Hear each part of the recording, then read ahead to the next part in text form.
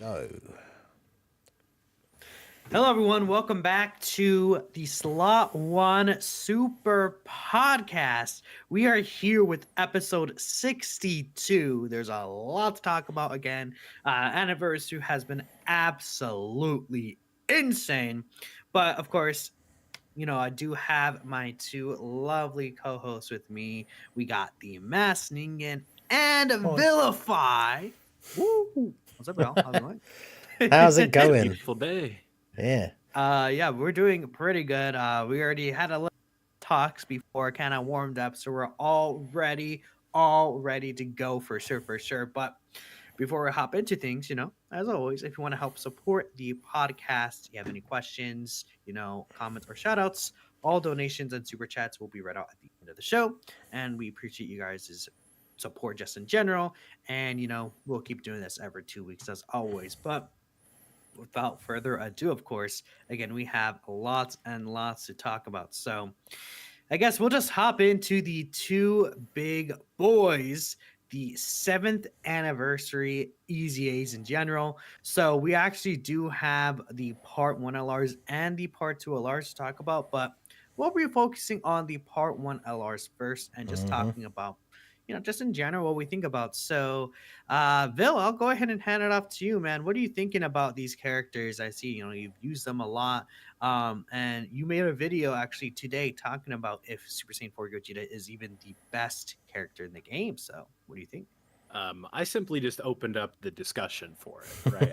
I didn't, in my claim, I was kind of like, I think Vegeto's a little bit better, but I was like, I think that Gogeta kind of has a bit of an argument. And that mainly just comes from the slot 1 turn 1 potential, right? But overall, kind of thoughts, that argument aside, I think these characters were exactly what they needed to be. We think about the defensive capabilities they have, the stacking that they're able to do. The one flaw that I kind of wish was corrected, but really wasn't, in my opinion, was that second appearance, where you want to have that security, and instead of just losing the guard like they used to, they keep the guard, but that damage reduction goes away. But in modern content, guard usually isn't enough. So where potentially there could be a little bit of flaws, I think that it's easily made up for in just the overall ceiling that both of these characters have in specific. With Gogeta having that another turn of invincibility, and the gods having the same thing.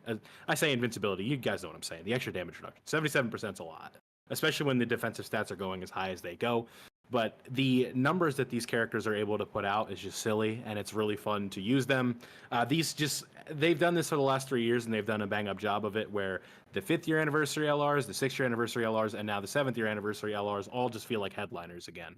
And it's really fun because these were, I've said that these are probably the most anticipated EZAs of all time, and I think they lived up to the challenge, because I was like, I think expectations are too high for these characters, and they're going to find a way to mess it up, but boy, did they not. They're easily top 4 contenders, both of them. Yeah, no, I agree that I think these characters are both really, really powerful. I mean, I would go beyond saying like top 10. I think like easy top 5 contenders for these characters. But Yeah. I have my own thoughts about them. Ningen, I know that you've also taken your time to really test these characters and try them out. So what do you think? I mean, yeah, they are just awesome, right? They're kind of everything we wanted to be. People were worried, of course, with some of the EZAs, how they've been throughout the celebration, but these were, we've been trying to keep the faith. Is one of those things you could see from their base kit, right? That they were always potentially going to be something special. And it's crazy to think that even with, that people wanted these guys to be really, really good, but I feel like they exceeded the expectations, like in a lot of areas, right? Because one of the things, like Vilify said, like the turn 1, they were solid when they came out. And then they lost that guard after the first turn, so they were a bit risky in the next turn. So one of the things that I had said before, I think we've talked about it on here before, it was like, wouldn't it be really nice if they gave them guard for 3 turns instead, right? Just so they can cover that second turn. And then they're like, guard for 3 turns? They can have guard for 7 turns. So it's like, okay. So if you want to, if the event's long enough, you can kind of keep them stacking for even longer, and they've still got that guard. I mean, what Vilify said is true. They're obviously not completely perfect invincible units. Like in certain events, especially the formidable foes thing, where bosses are hitting for like 2 to 3 million on turn 1. Obviously, like you know, they average being around 1 million defense with guard on the second turn, depending on whether you've got support and stuff. So they could still get caught in slot 1 in some situations. But once you get to like the third appearance onwards, and then especially if you do have support, because support obviously goes a long way as well. I mean, I took a screenshot from, I think it's on the team with, they have Super Saiyan 4. Well, he's still Super Saiyan 3, but Super Saiyan 3 Goku on the rotation, so he's giving them 50% extra defense and Saiyan Raw.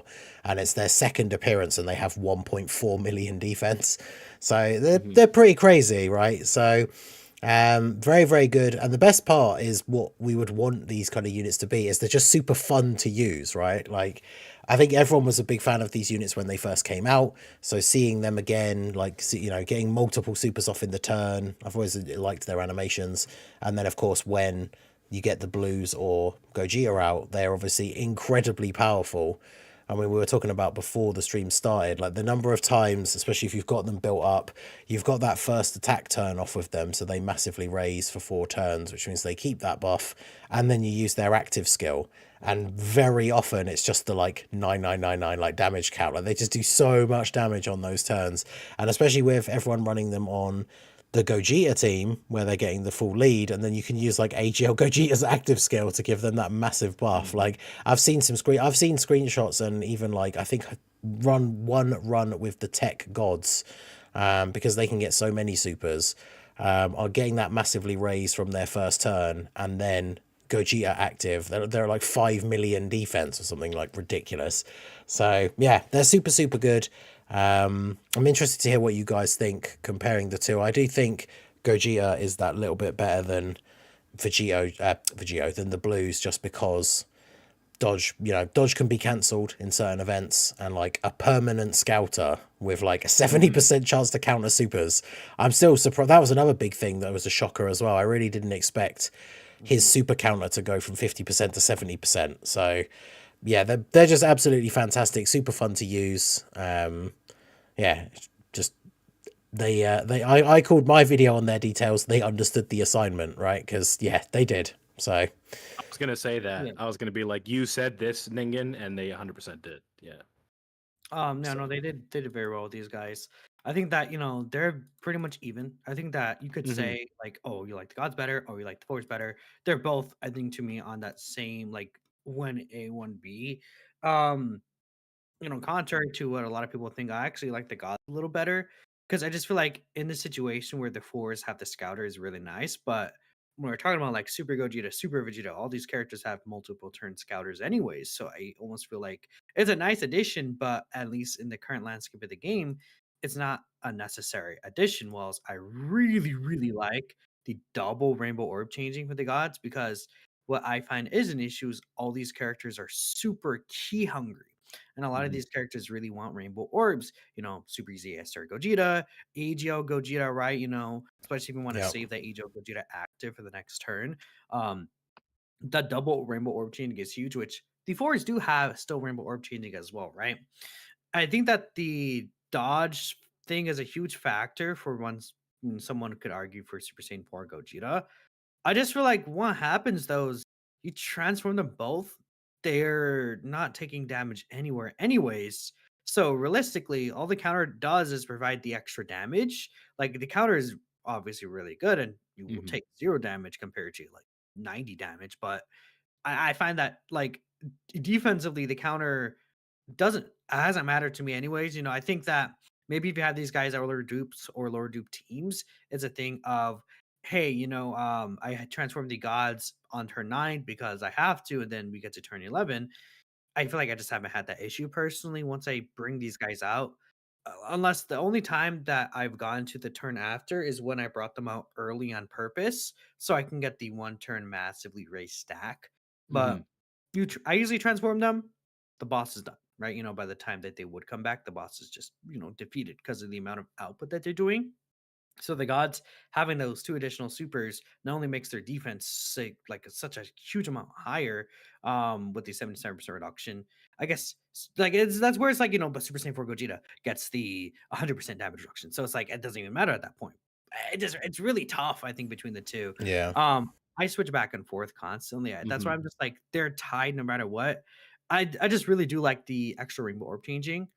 I think On that team specifically. someone did mention it in the chat, but I was going to say as well, like I have seen people say that thing about obviously like in the current best team, like obviously Vegito and Gogeta have a scouter as well, but obviously that Gogeta's bringing that scouter to all of the other teams that he's on as well, right? And if we get these like future giant 8 power buffs and stuff like that, I think it's definitely a very useful ability. Well, you know, it for is him to it is have. still a really strong ability for sure, right? And I think it's not like I'm discounting it. Yeah. I just feel like, you know, at least from my usage of them, I feel like I do like the double rainbow orb changing a lot. I do think that Scouter is really good though, especially like if we're talking about like battle hardened formidable foes.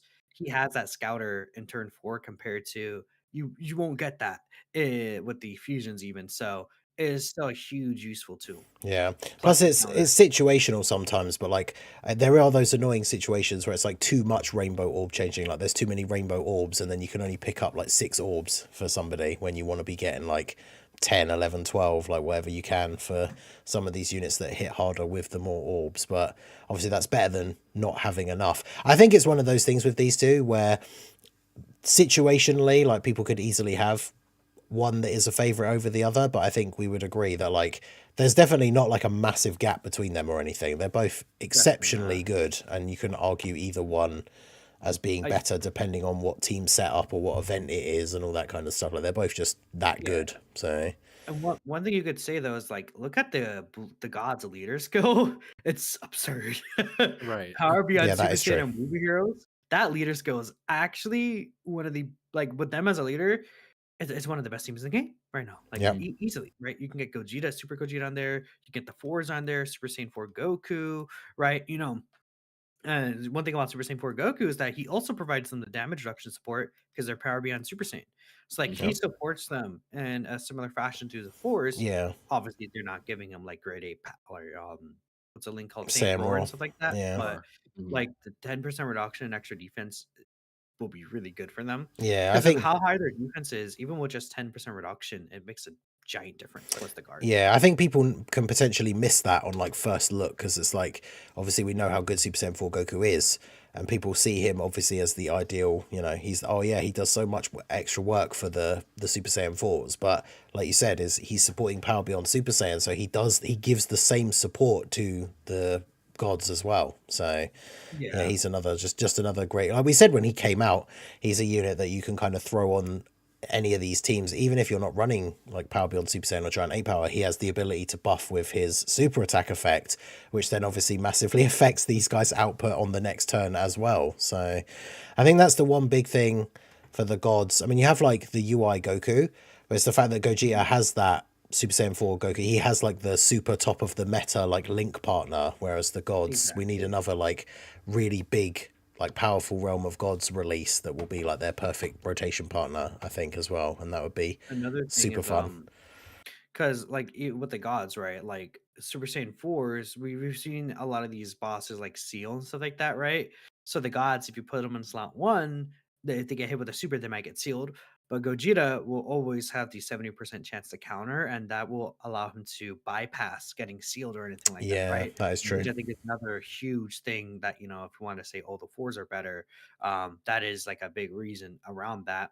But yeah, no, I think the thing is that when I read Gogeta's details, I was like, oh no, he's just clearly better than the gods, right? But when you actually use them in game, I feel like they are neck and neck easily, right? I think that they're right beside each other. So they did Plus, incredibly well. it's Too. crazy as well the fact that they gave them, because it kind of sometimes you want to situationally use it. Like I have done it in a couple of runs now where it's like if you get to the phase and the boss is almost dead, then it's like I don't bother to transform them, because on that first turn of being transformed, the fact that they get that 77% damage reduction again is so valuable. So like you kind of don't want to waste it if you're going to finish off the turn super quick. But that's one of the things is like the gods get that as well. And it's, you know, they're in a similar boat as Gogeta. Like if Gogeta does fail to counter the super, as long as, especially if he's attacked or if it's like, you know, the turn after he comes out or something, chances are he's just going to tank it anyway. But like with the gods getting the same sort of, at least on the first turn with that extra damage reduction, if they don't dodge the super, they're going to tank it anyway.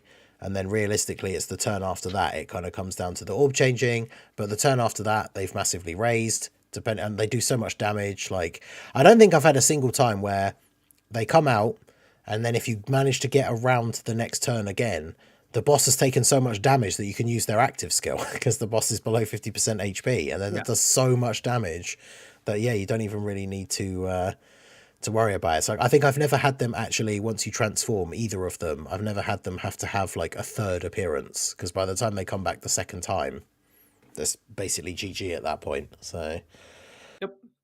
but shall we talk about, I guess, the only thing you could say, maybe a disappointment about these guys' EZAs? We were speculating for a long time about what they were going to do with these guys being the first 200% leaders to get an EZA.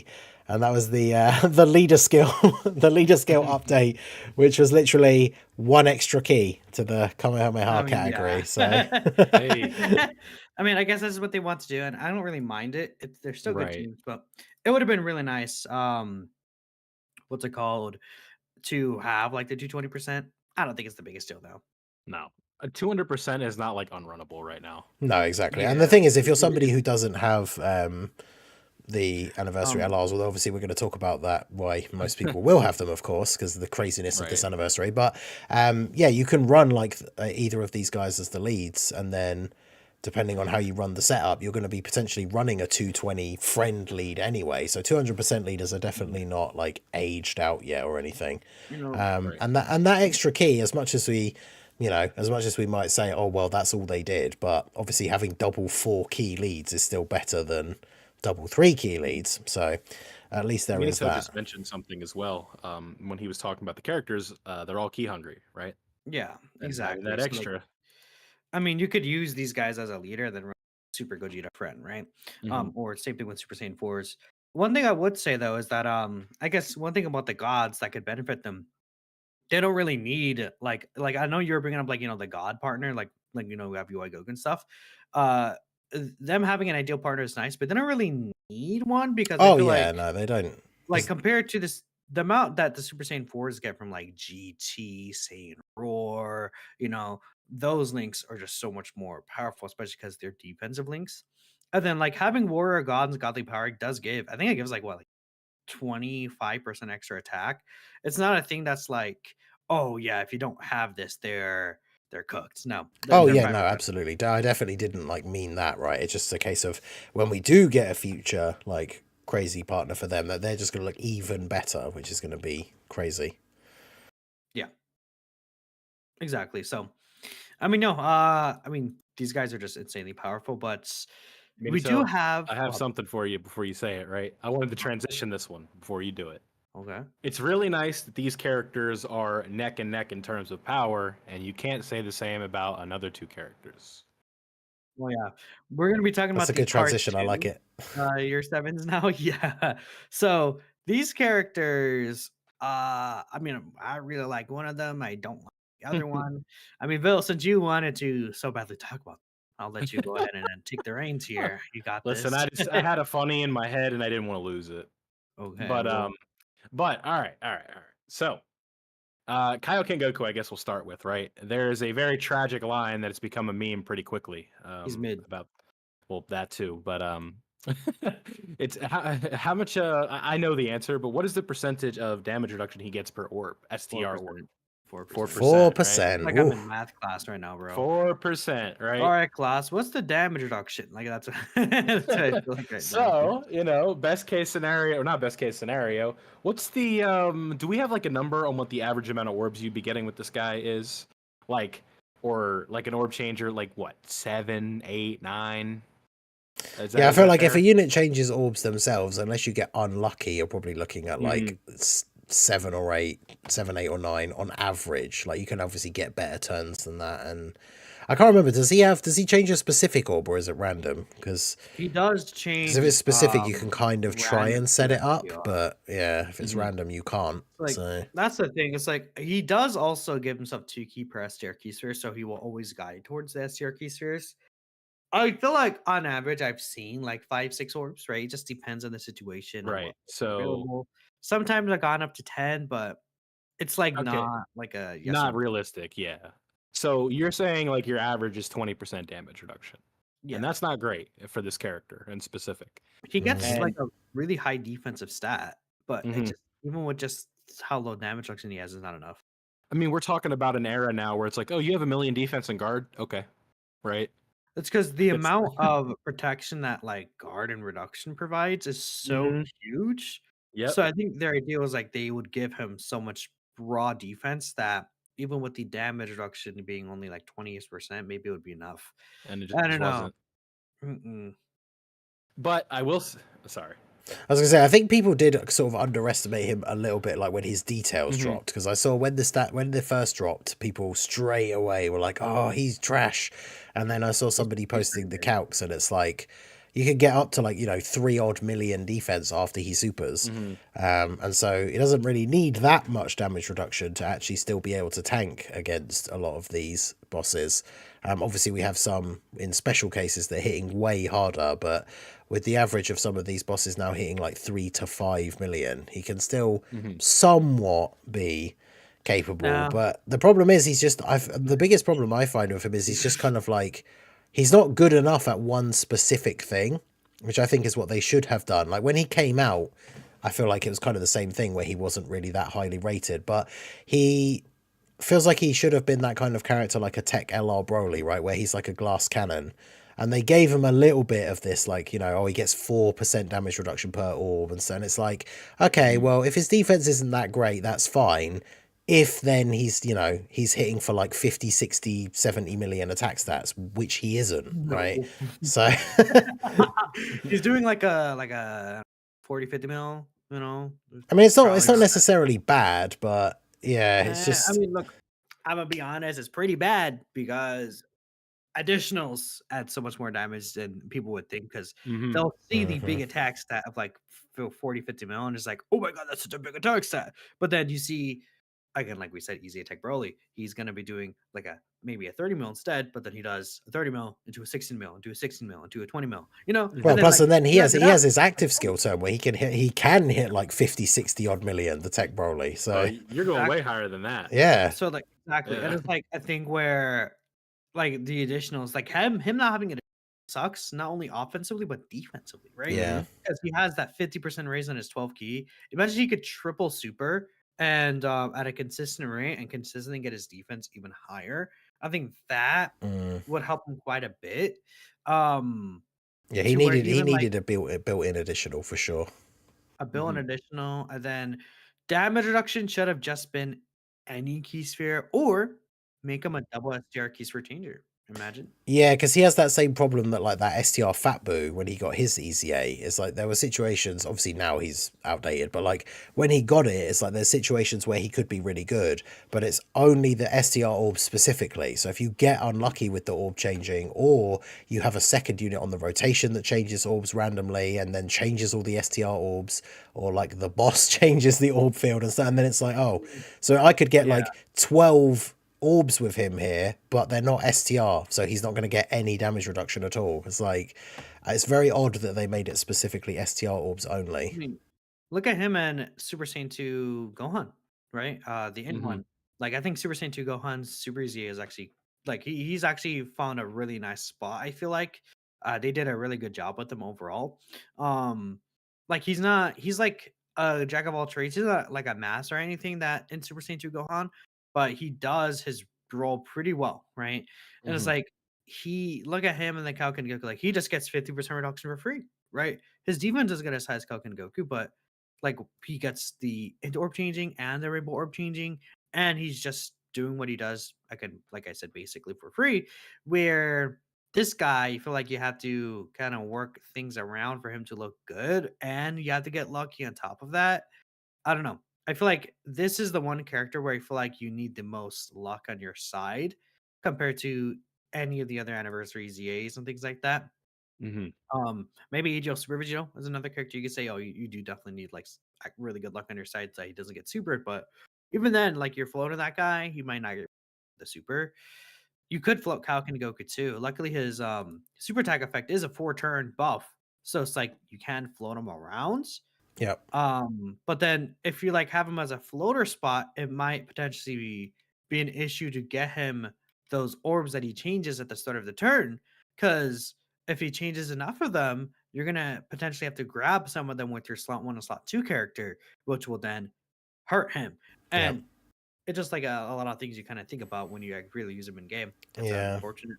Yeah, there's a problem with orb changes and then using them in slot 3. Because, yeah, I agree. Like, I'm not sure, because was his Super Easy out last time, or are we talking about him this week? I can't remember. Yeah, but the in the LR Super one Saiyan 2 Gohan, Yeah, we did talk about him last time. week. yeah, I thought so. Because, yeah, I thought he can be quite useful in some of these teams. And I think we did talk about it last week then. The fact that I think he works really well as just like a third slot floating, like, super class support unit. And I think people were disappointed because they wanted him to be like this main rotation crazy juggernaut damage dealer, which he isn't really, but I think he works quite well on the team in some of those setups. I think I think that's what I also did. That's why I think that's exactly what I said last time, where I was like, they changed his role, so people seeing that he's not like a mega damage dealer anymore were disappointed with what he's doing. But when you view him as a supportive character, then you could realize, oh, he's doing quite a bit to help this team out. Yep. I like it.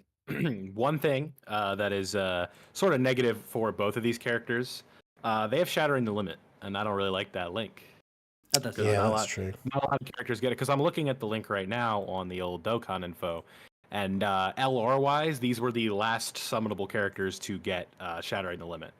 Because everything, so just to quickly go over the list here: Demon King Piccolo, Grandpa Gohan, Bio Broly, Beerus, the LR trio, Goku, Bulma, Krillin, Pilaf Gang, Trunks and Broly, Dr. Wheelo, Babidi.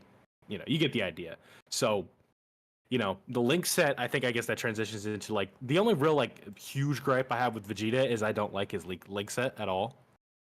Now there's some good stuff here, right? Like Saiyan Warrior Race is fine, Saiyan Roar is good, Legendary Power obviously nice, but then you have Shattering the Limit, over 9,000, and Transform, and those three kind of stick out to me. Yeah, that over 9,000 Royal link. Lineage is decent too, but Yeah, that's why I didn't really throw much shade at that one. I thought it was fine.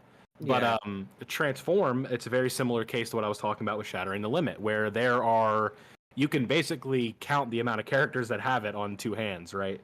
The most notable one being Orange Piccolo. Yeah, it's just not really a good link. That's buff Mhm. is really I think- I think it's like 10%. Yeah, I It's, think the case with him, I guess, that is good is he's one of those examples of what they should do when they have these characters that, like, say they do have a really bad link set, so they made his like updated passive and everything so good that it doesn't really matter too much about the links, right? Because obviously this guy way better than the Goku. What the Gogeta team needed as like a really strong slot 1, because obviously the Gogeta team doesn't have Beast Gohan. He's a super good unit. I a little bit, I don't know if it's just me, I want to get your guys' thoughts on your experiences with him, because I know like Truth's video, basically he called him like Beast 2.0. And I don't know if it's maybe just because the newest events are hitting so hard, but like obviously he is tanking these attacks. Like he's not getting one shot and stuff, but I mean I have still found that he can take a pretty decent amount of damage. He's still a very good slot 1 tank for these teams, but I don't know. What do you guys think about Vegeta? I think Sorry. Oh, sorry. What were you gonna say? I was gonna say you could skill check me on this one, but the hit portion of the Battle Hardened Formidable Foes, when he was the phase that does the crits lit him up. I don't know if I did something wrong. Let's see. Well, I think the thing about crits is that it's kind of weird. I feel like with crits, you really want high damage reduction. Mhm. Like, maybe Gohan took like 650k from that Jiren, his Mhm. super attack, right? And I think it's a thing where crits, like you want high damage reduction against some of these crit bosses compared to um like just like guard and like 60% reduction. I think that's the Mhm. only thing. So I kind of get that. I feel like with this Vegeta, it's another, it's kind of like how the Super Saiyan 4s really like Super Saiyan 4 Goku next to them. It's like this guy having Super Saiyan 4 Goku next to him Yeah. makes him so much better. And in that Mhm. situation, he has guard and 70% reduction. he gets the Saiyan Roar link and everything like that. I feel like he's just invincible. Like I've never had this guy die on me. Yeah. He's never been the reason I personally have died. And the thing about him that's really good is that he doesn't run out of his passive. Character like Tech Broly or Beast, they'll lose damage reduction later on in fights. Yeah, that This is guy true. is like, nah. He's just there. He's just always going to be doing what he does. In fact, in longer fights, he gets better if you have him with Super Saiyan 4 Goku, because he'll eventually give him the extra defense and 10% damage reduction, right? Um, which is really, really huge. Like, let's say you could run a grade A power team where you have this guy as one of your slot ones, and then Super Saiyan 4 Gogeta as your other slot one, and then you have double Super Saiyan 4 Goku providing the defensive support on Support his on super both attack effects. rotations, yeah. Yeah, I managed. Yeah, I did and that. I did a giant 8-power run with that team setup, but the problem is, and obviously, I'm sure we'll get into that at some point. The future of the giant 8-power team could certainly be very interesting, thanks to things that have been going on in other Dragon Ball IPs, shall we say?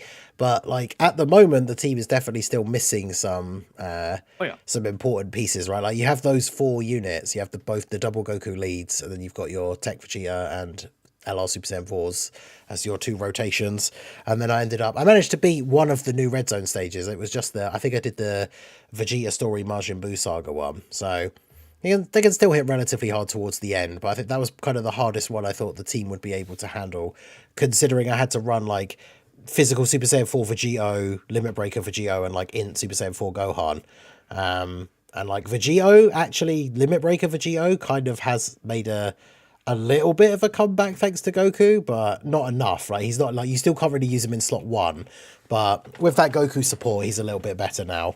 Of course, he only has like the 6 turns reduction, and the events are getting a bit long, so he is still a liability, but like the other hero Super Saiyan 4s are just not really good enough. But this year definitely will be interesting for Giant 8 Power, because obviously not only do we have the Diamond stuff, we have the Heroes EZAs for this year are going to be the Limit Breaker Goku Vegeta, and then Super Saiyan 4 Bardock and Super Saiyan 4 Goku, so Gohan. So I mean, Giant 8 Power definitely has an interesting future for the rest of the year. But yeah, Vegeta, you can kind of throw him on any teams, like, because he's a pure Saiyan, he's a Vegeta, and yeah, he does work really nicely as a defensive unit. Because even if he is taking a bit of damage, I mean, somebody said it in the chat, right? And I wasn't trying to say that he's not a good slot 1. Like if he's taking 400k from a boss, anyone else on the team potentially, they're taking way more than that. So he's still a very good slot 1 unit. And yeah, the fact that he's on a lot of teams, definitely very, very good. So doesn't even need any build up either. Then if you get him where the boss supers and post super, he's taking double digits from any boss. Like I think Burbian's 9 super did hit him post super attack, but she only did like I think like 150k against this guy, right? So it's like the amount of defense that he has is incredible. Like especially post super. Pre super, I agree, things can get a little bit dicey, but it's not to the situation where this guy will be an issue. And I say a little bit dicey, but it's not really that much, right? And another thing, I would say personally, I like this guy better than all of the Carnival LRs except for Angel Super Saiyan 3. But even then, I think if you want to say this guy's better than even Angel Super Saiyan 3 Goku, the transforming one into Super Saiyan 4, I wouldn't like argue against you. I think you could say this guy's the 5th best unit in the game, and I They think have a similar mechanic. Both have great. I mean, yeah, points. because Thing this is, guy though, does have the team protector too. I would say that's probably the most disappointing thing about his EZA, because obviously we know they can't change the active skills, but like the number of times, even when I get low health, like if I get hit by a super and I get to the next turn and it's like I'm on 44% HP or something, and his thing for Giant Ape is 40%, it's like, man. Like I think I've managed to get it off before, but there are some situations where if it was only like 50% or 60% or something, it'd be so good for you to be able to pull that out and, like we say, use it as a team protector ability. But that the condition for his Giant Ape thing sucks a little bit, unfortunately. But it gets in the way with AGL Super Saiyan 4 Goku too, right? So that is because he heals, because it's an active skill. So if you start the turn on like, actually, yeah, that you kind of actually, yeah, that's a good point. If Goku's already transformed, you can actually never get his transformation, because if you're under 44% HP, Goku heals you. So yeah, but it's still something that he has in his back pocket in teams without Super Saiyan 4 Goku, in situations without him, right? But yeah, no, I think this guy is obscenely powerful. It's very good. I think I would say, I guess it depends, right? Because it gets really hard when you say, like, we've talked about this many times before, we all make our own tier lists, when you say, like, is this unit better than this unit? Because Goku brings so much to the team, but then obviously, like we said, Vegeta is a slot 1 unit and Goku isn't, right? So they both are so valuable for, like, different things. I personally put Super Saiyan 4 Goku above him, but I could see I think I the would, argument. yeah. I could see the argument against If you it. if you want to make the argument, I don't think it's a huge deal. We didn't talk about something though. With all of these characters, their amazing battle motions. Oh Ooh, yeah, they look really good. Yeah. Falcon Goku's looks so good for how bad he is. yeah. The gods battle motion is my favorite, probably. Like The transformed one? no, pre-transformed. Okay. When they do the little movement is awesome, but Mm. the auras when they're transformed is so sick too. Yeah. And yeah, just I think everybody loves the Super Saiyan 4 Gogeta with just the like the taunt thing. Like, it's just so good. Super Saiyan 4 Gogeta. Exactly, we love to see it. And the giant aura as well, because he's got a similar, I think he has, if not exactly the same, potentially it could be with the same sprites, but like the giant Super Saiyan aura like the Super Gogeta has as well. Like, it just looks so good. That one's so good. Yeah, that's definitely one of the best changes they've made in terms of the new update, right? Where it's like just for ways for characters to have more flair, and that's always something that's nice in a game where it is PvE like this and everybody plays the same way, or in terms of like their experience should always kind of be similar, right? And it's just, it's just a nice touch, and especially because old characters get it too, right? Where it's like, the Super EZAs having it as well is awesome. And like in Super Saiyan 4 Goku obviously has one, Tech Gogeta has one now. It's a lot of fun stuff. So I did just see, at least mention that. Yeah, I did see somebody mention, actually, it is a bit of a shame because they didn't give specific ones for the new like Super EZAs, because obviously the Super EZAs for like Gogeta, because Gogeta got a new one, he has it. It's a bit of a shame that, like, especially considering how good he is and everyone loves using him, like Buhan, for example, like didn't get one.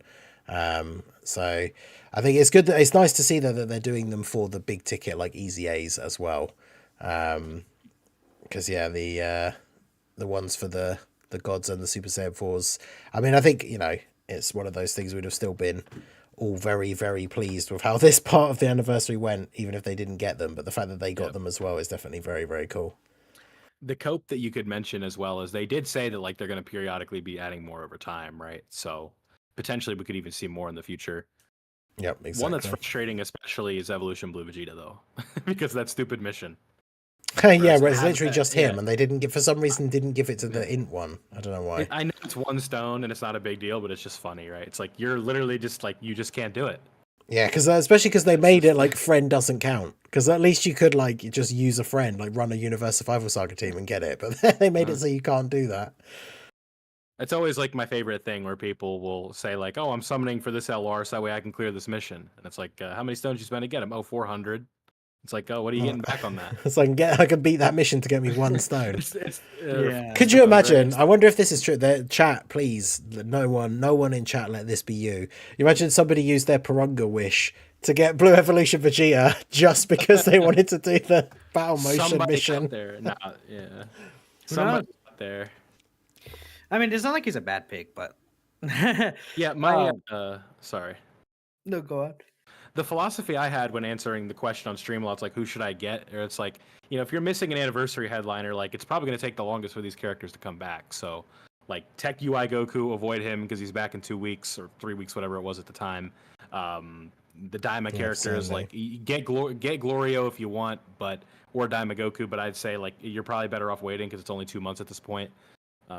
But like the anniversary headliners are going to take a bit to come back. Like the carnivals aren't going to rerun until worldwide, and then the Dokkan Fest aren't going to rerun until the summer. So it's like, you really want to make sure that you were smart with that. But Evolution Blue Vegeta would have been a fine pick because he's an anniversary headliner, right? Like even if you're not looking for him from an optimal standpoint, you are potentially saving pity coins. So you don't have to buy him anymore.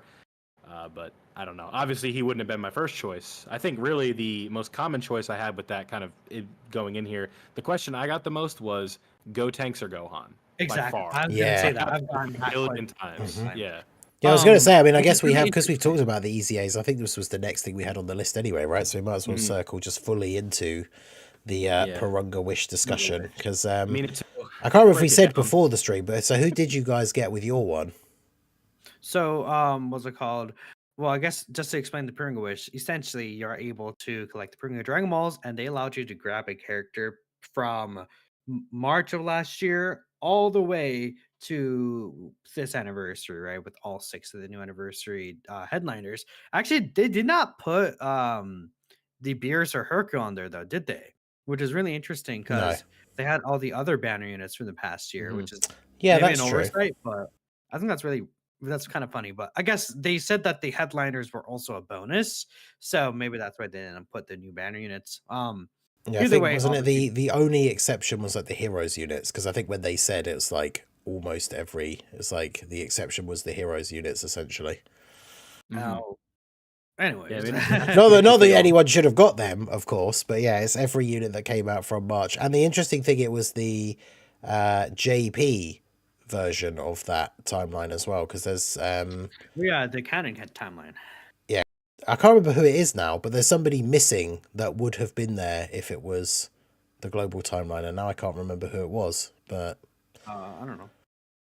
oh well. the global timeline. Actually, no. Maybe I was Actually, getting confused. it would have been the 9th anniversary characters technically.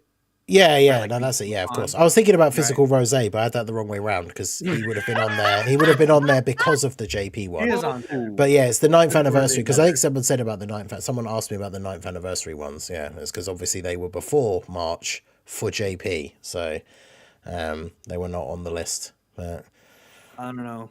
Global is non-canon, so it's fine. Now, continuing on with who we picked, I haven't done my Porunga Wish yet. I was gonna do it today on a stream. I just haven't had time to do it. Call me stupid. Sure, I'm gonna pick it anyways. Okay. The real reason is because I haven't farmed the medal, so I wanted to use the Porunga Wish, then use the character, but I haven't done it.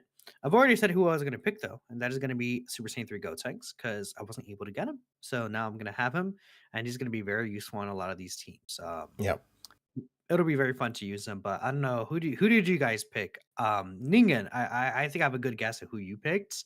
yeah. But I'll let you confirm. I was gonna say, I guess it depends if you remember when we talked about last time how the part 2 summons went. So, who did you think I got? I think you got Vegito. No, I got Super Saiyan 3 Goku, because he You was have Vegito already? he was the only one I didn't have. So basically, my part 1 summons were an absolute disaster. I only got Vegeta, but then when the part 2 banners came out, I pulled all 3 of the part 2 units really quickly. So I used my pity coins to get Vegito. Because obviously, with the choice of either Vegito or Super Saiyan 3 Goku, I wanted to, as much as I loved Goku, I wanted to get the Vegito, so I had both the Dokkan Fests.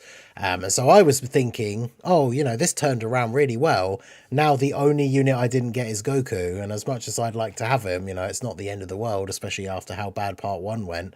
And then, yeah, when we got that news and it came out, like, I couldn't believe it at first because I actually didn't see. I think I replied to someone's tweet. I think it was Annie, and then I deleted it once people had posted the reply because I hadn't seen it. When I saw the original tweet and I saw everybody like retweeting it and going crazy, because obviously it seemed so good to be true. When I just saw the first tweet that just had the video, and it said like the 10th anniversary characters can be recruited, I was like, well, they kind of say that about like, any banner, right? That certain characters can be recruited. So I wouldn't be surprised if this is just like some tickets or something. And then, but obviously the secondary post they put as the reply was them explaining that, because they kind of, it was worded weird, I think the global translated one, but because it was basically saying if you already have the 10th anniversary characters, there'll be other characters you can pick instead if you want to, because obviously you could get a dupe. And then it was just like, wow. I mean, I think when you put it in the overlay for the outline, for the show, it's like, is this the craziest thing Dokkan has ever done? I mean, Yes. in terms of, especially compared to other gacha games as well, I don't know if like other ones that exist, there probably are, have done something similar to this. I don't know, but from ones that I know of, one of the biggest, hypest celebrations of the year, the anniversary, especially the 10th anniversary, especially with Vegito and Gogeta being some of the craziest units that we've seen, and then it's like everybody gets one for free. And it's not one of those things as like some people complain when you have to grind something for like hundreds of hours or something, or like a Prime Battle EZA. I mean, they've made them easier with the category drops and stuff like that, but like it's not a joke when we say like everybody gets one. Like the Porunga missions are so easy. Like even as a new player that is starting with the anniversary, there shouldn't be a single person that is unable to get the Porunga wish. So yeah, I genuinely couldn't believe it. You know, I mean, we talk about this game all the time. Obviously, we talk about it here every 2 weeks. We've been playing the game for a very long time. I'm somebody that, as much as I enjoy the game, like I will point out when they do things that I don't think are good and stuff like that. But like, I couldn't believe it when it became very clear that that is what this thing was. Yeah, I was shocked. It's just such a crazy, like, yeah, you just get an anniversary headliner for free. It's awesome. So, but yeah, so Vil, who did you get? All right. Well, you guys know I run a double account system here. So on the AGL or the global, I picked up Jiren because I had literally everybody else that was relevant minus the Daima characters, right? And then on JP, I went and picked up Gotenks. Now, you were talking about your summons. I have a bit of a nightmare story, but in a good way. I had my most insane luck in Dokkan history, and it was for Goku and Frieza. I pulled them 6 times in 750 stones. Oh, damn. Just trying to get one Gohan. Like, it was ridiculous. I crashed out. And what happened, I didn't crash out, but one of the things that happened, AGL Golden Frieza has an extremely similar silhouette to the new one, right? And so I got that character, and I was like, oh my god, you're kidding me, because I thought it was him again, right? The very next character was a fake out into the Angel Frieza.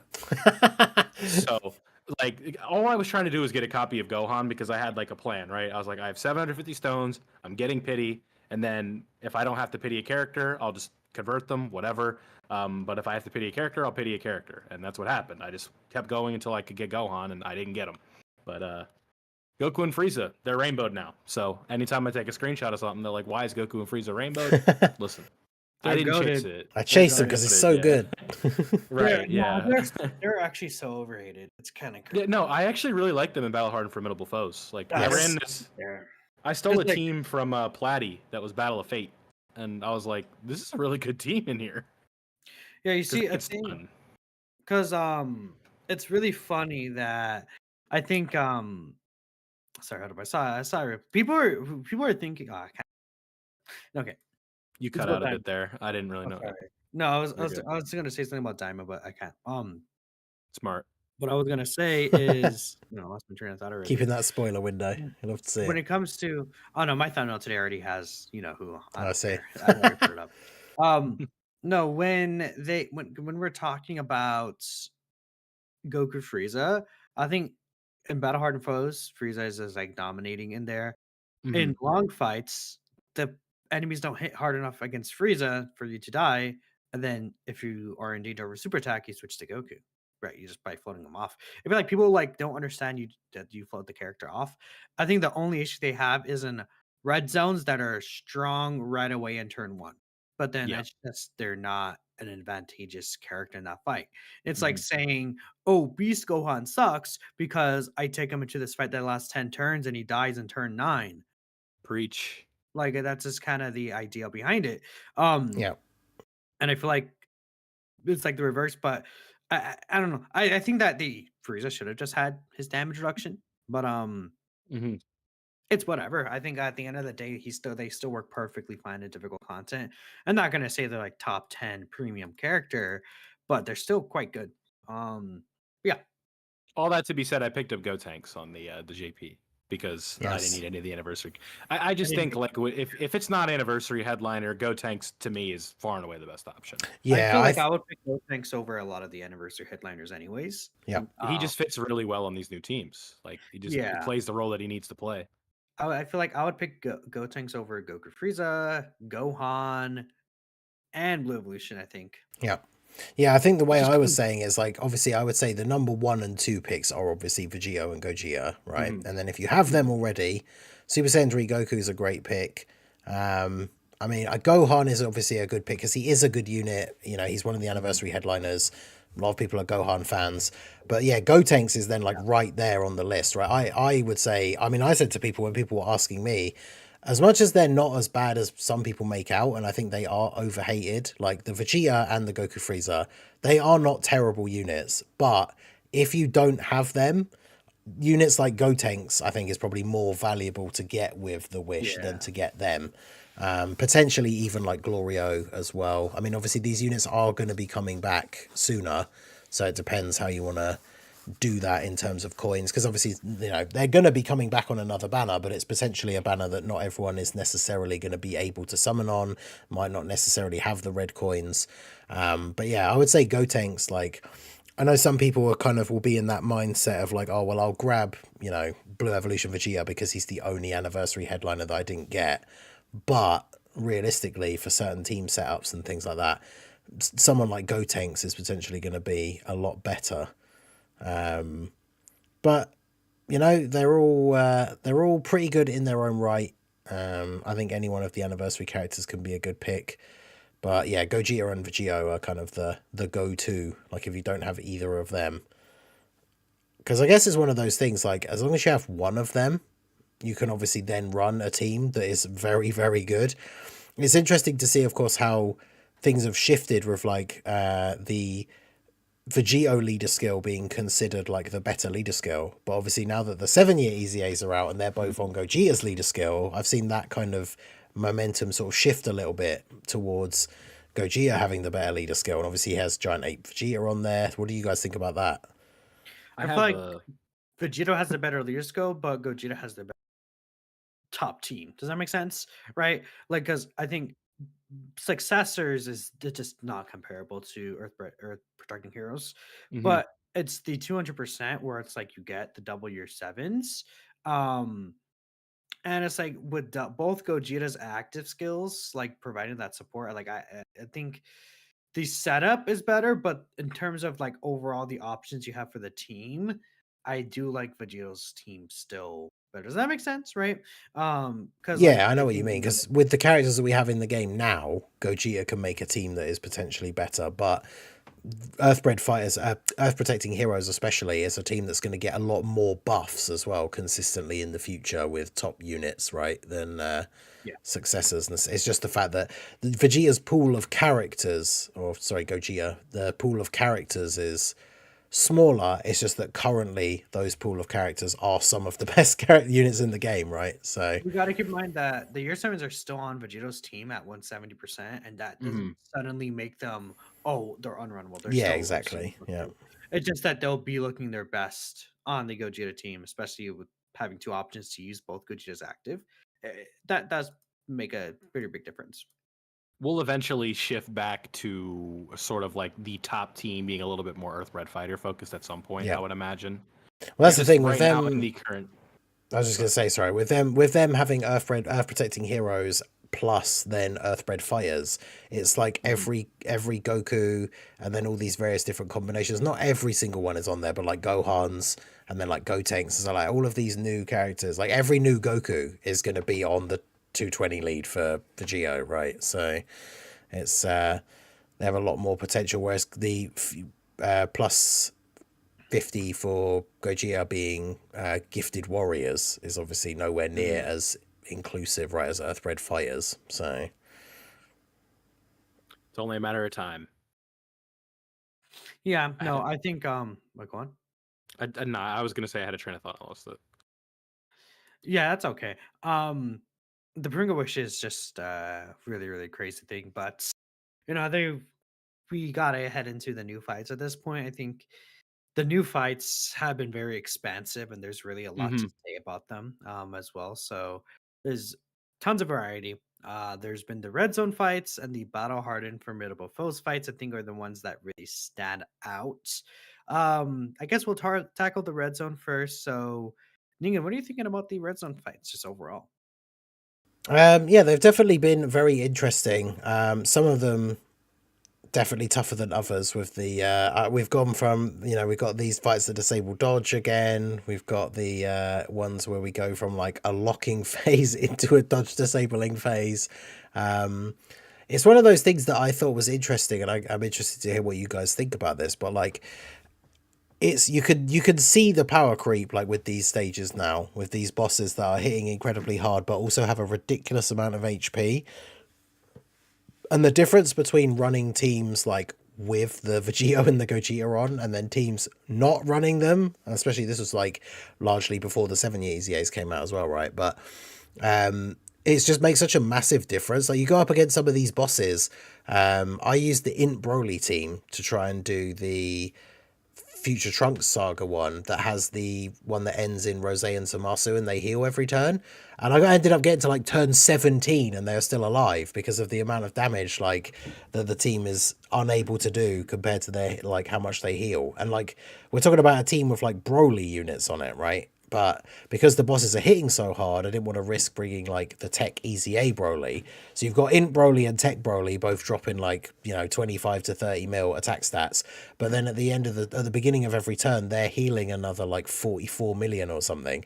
So yeah, I got to like turn 17, and when the event is going for that long, it's only a matter of time until I think it was like Int Janemba didn't dodge a super attack or something. And then conversely, you switch over to then it's like, okay, fine, like I give up, I'll use Vegito's team. And then Vegito transforms, does his active skill, and then kills them in one turn. So you can really kind of notice the massive difference with these endgame events now when it comes between fighting them with like the new best units in the game and then like the stuff that was available beforehand. So yeah, I don't know what you guys think. The thing that offsets that a little bit is if this was a normal situation, then I could see people complaining about, oh, this is unfair. Like we can't beat the event unless we have Vegito. But like as we just kind of talked about, everyone should have a Vegito technically, if depending on who you decided to pick. But it's kind of interesting because those Dokkan Fests definitely make the new stages a lot easier in comparison to the other teams. And yeah, good luck beating some of these new red zones of like 170 teams. As well, like the classic, like a 200% leader, but half your team's only getting the 170 lead. Like, good lord, the amount of HP some of these last phases have, like that would be insane. It's let me like quickly pivot off the red zone because you're talking about it.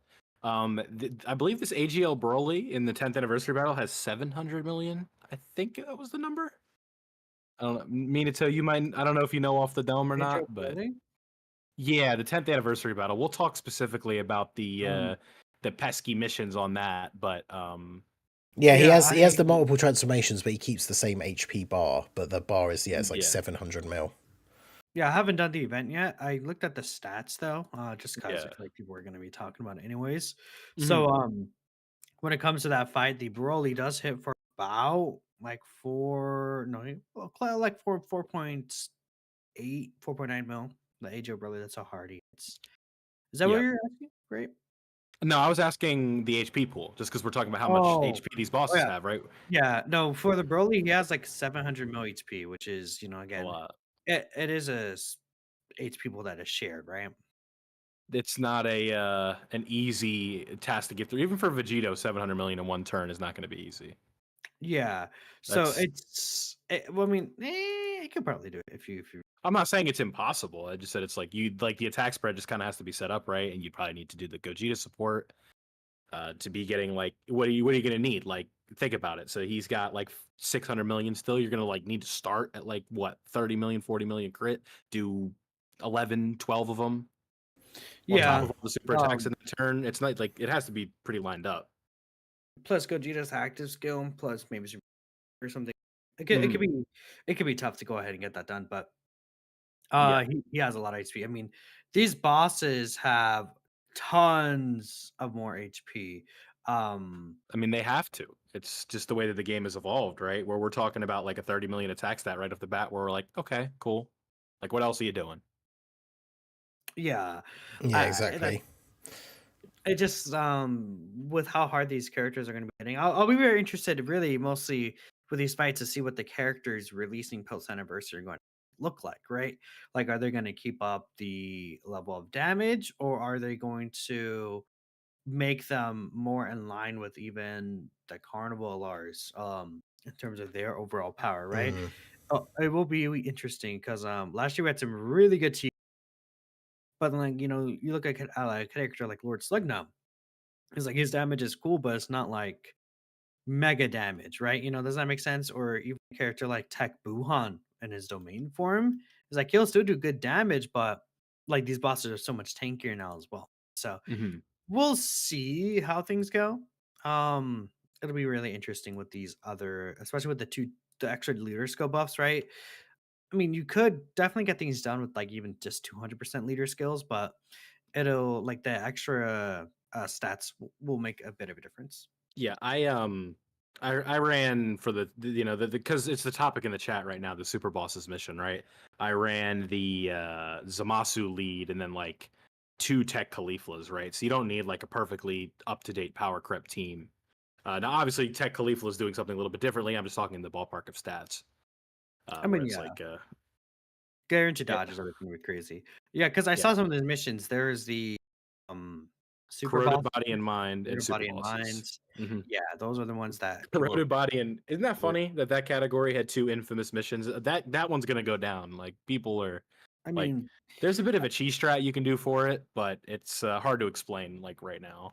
well, tech mod in these fights are going to be looking better Hmm. now because Yeah, you will Janemba, like actually. Super Easy A Janemba, I imagine as well, going to be very good. You don't even need. Yeah, I Yeah, think that. kinda. Yeah. I mean, you run double physical Janemba, you have inch Janemba. Like that's the issue, right? This team obviously is not good. Maybe we'll see like EGL Ginyu get an EZA soon. I think Intimaj Vegeta could also get an EZA soon. Um, we'll see what happens, but yeah, the team is definitely not good.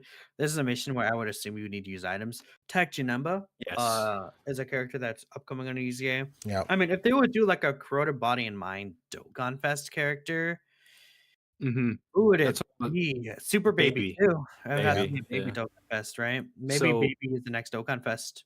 do you want the team? So the team, I can just post or not post it, but talk about the team that I used for this. Yeah.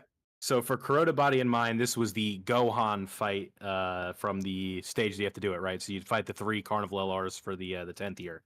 And so I did the Gohan fight, and the team went Super Saiyan 2 Vegeta as the lead, Majin Vegeta AGL, Physical Metal Cooler, Super Easy Age Janemba. Ningen's gonna like this. We talked about this earlier. Golden Metal Cooler, and then AGL Free to Play Metal Cooler. And then Golden Metal the Crew. way this is set up Let's is you go. have to use. I don't know if you can see it here, but there's a friend Vegito. So with the friend Vegito, you essentially just cheese your way with the revive and items to turn 5, and then you let Vegito do it for you. Yeah, that makes sense. Because so it's like the Metal Cooler is literally just there to lose. And honestly, I don't know why, because I said I found this from a Twitter user. I forget the app, but I credited it in the tweet that I did, or credited them, excuse me. What's it called? I don't know what the purpose of Golden Metal Cooler and that other cooler were doing there. I'll be honest, because they're not even type advantage. Gohan's physical, and it's like I don't know. Because it's like I thought it might have been like attack lowering cheese, but I'm not sure because every time you hit Gohan, his attack just goes up. I think it's anyway. because like Golden Metal Cooler after Supering does have pretty good damage reduction, and then I guess the Fair AGL enough, free yeah. to play one is the Well- dodge one, but What doesn't make sense to me is Golden Metal Cooler gets his damage reduction with yeah, it's like Heroes Allies, isn't it? crossover. Say- Oh, crossover, so, yeah. like, Yeah, like I said, I just copied and pasted this, and I think I got it first or second try.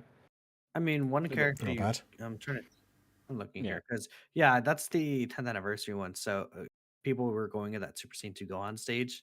That makes sense. I mean, who else would fit there? I mean, I don't know. Yeah, it's a one phaser compared to Yeah. some of these other ones, right? Where like the Goku and Frieza and Evolution Blue Vegeta are in the same one.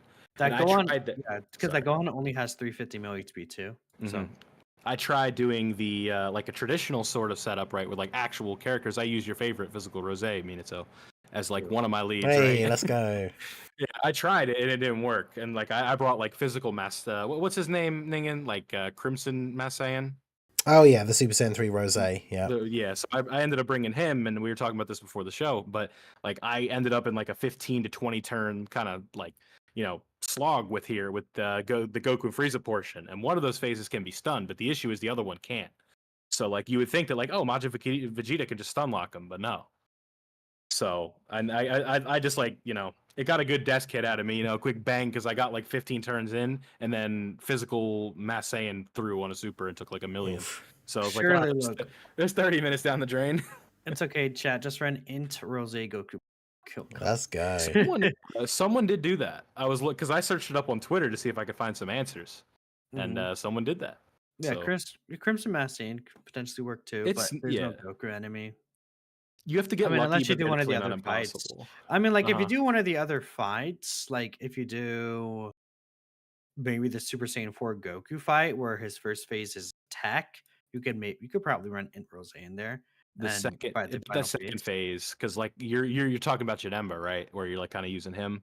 That second phase being or STR was kind of rough because For I tried Janemba? that too. Well, he's No, he's because there's other hard, though. characters on the team. Because like the road, like physical, I think Mass Saiyan got lit up. I don't remember who it was.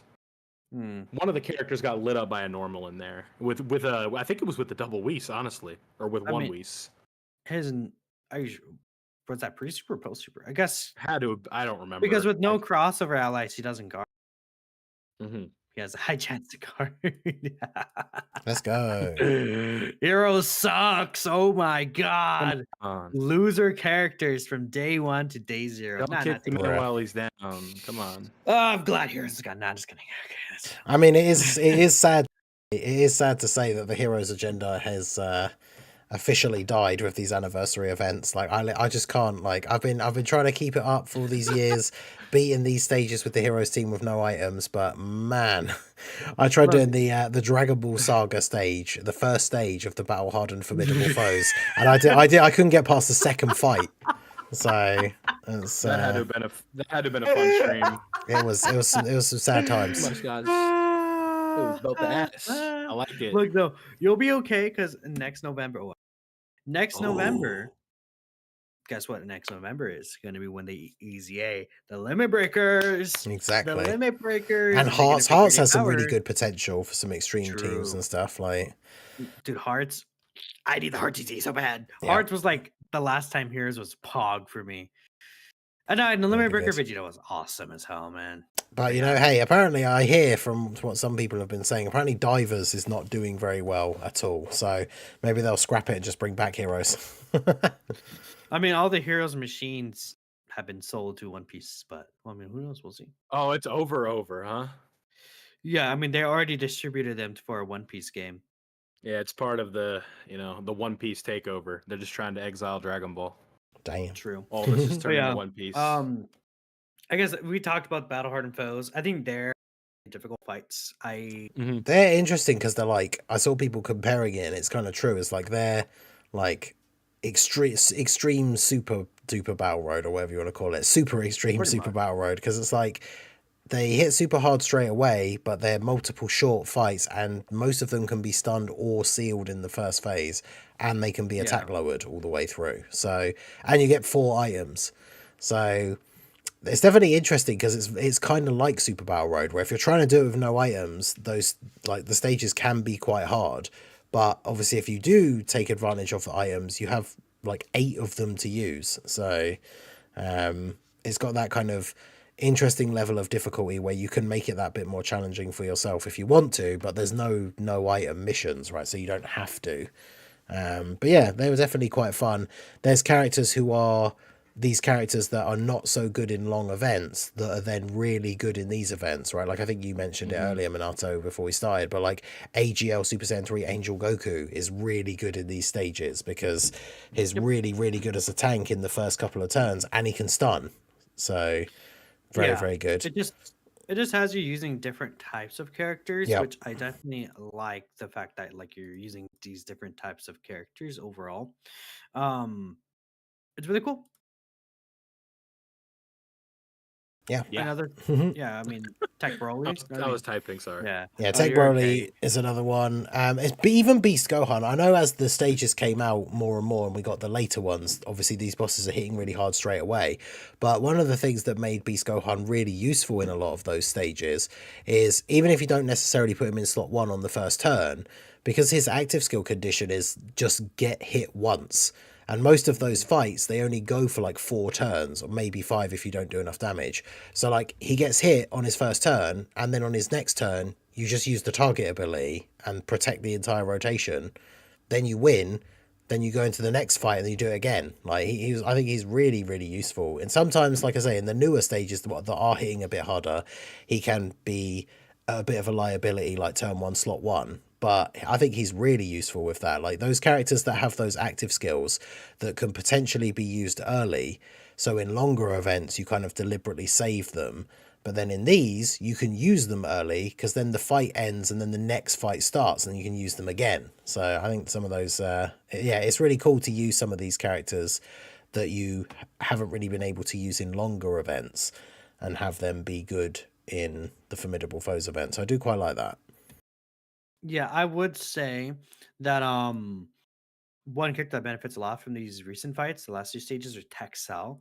Absurd, stupid character because now he's getting not only does he lower enemies attack 20% against a superclass enemy, but he gets the extra 20% reduction. Um, I don't know if you guys knew, but like lowering enemies attack and passive skill is actually stronger than as if it was a super attack effect. So that 20% lower is really good. And the damage reduction is just is huge, right? The 20% damage reduction, because then he's going from like, oh, he gets like 60% to 80%, I think, on a lot of times, because he does guide himself towards the rainbow key spheres. I've had turns where I could get him 4 or 5 rainbow key spheres. And then he's just like, with 5 rainbow key spheres, he's at 90% damage reduction. Right. That's good. He's really stupid, but even then, like the amount of healing he provides and everything like that, like Texel is so stupid in those fights, and then even in the red zone fights, right? He's still healing you. He doesn't like have a turn buff run out. They're all super class enemies, right? The like Jiren fight and things like that, right? So he's does really well there. Like that Texel is like a top 10 unit in the game, low key, and I think people aren't really talking about him at all. That Tech Perfect Cell, he's stupid. He doesn't die, and he heals you, and he does really good damage. He's just slot one Buhan, is what this guy is, right? Yeah. I think in my personal experience with just playing these fights, right? The last drop, what was it? There was 2 stages that dropped for part 3 for Battle Hardened Foes, right? I think it was 2. Yeah.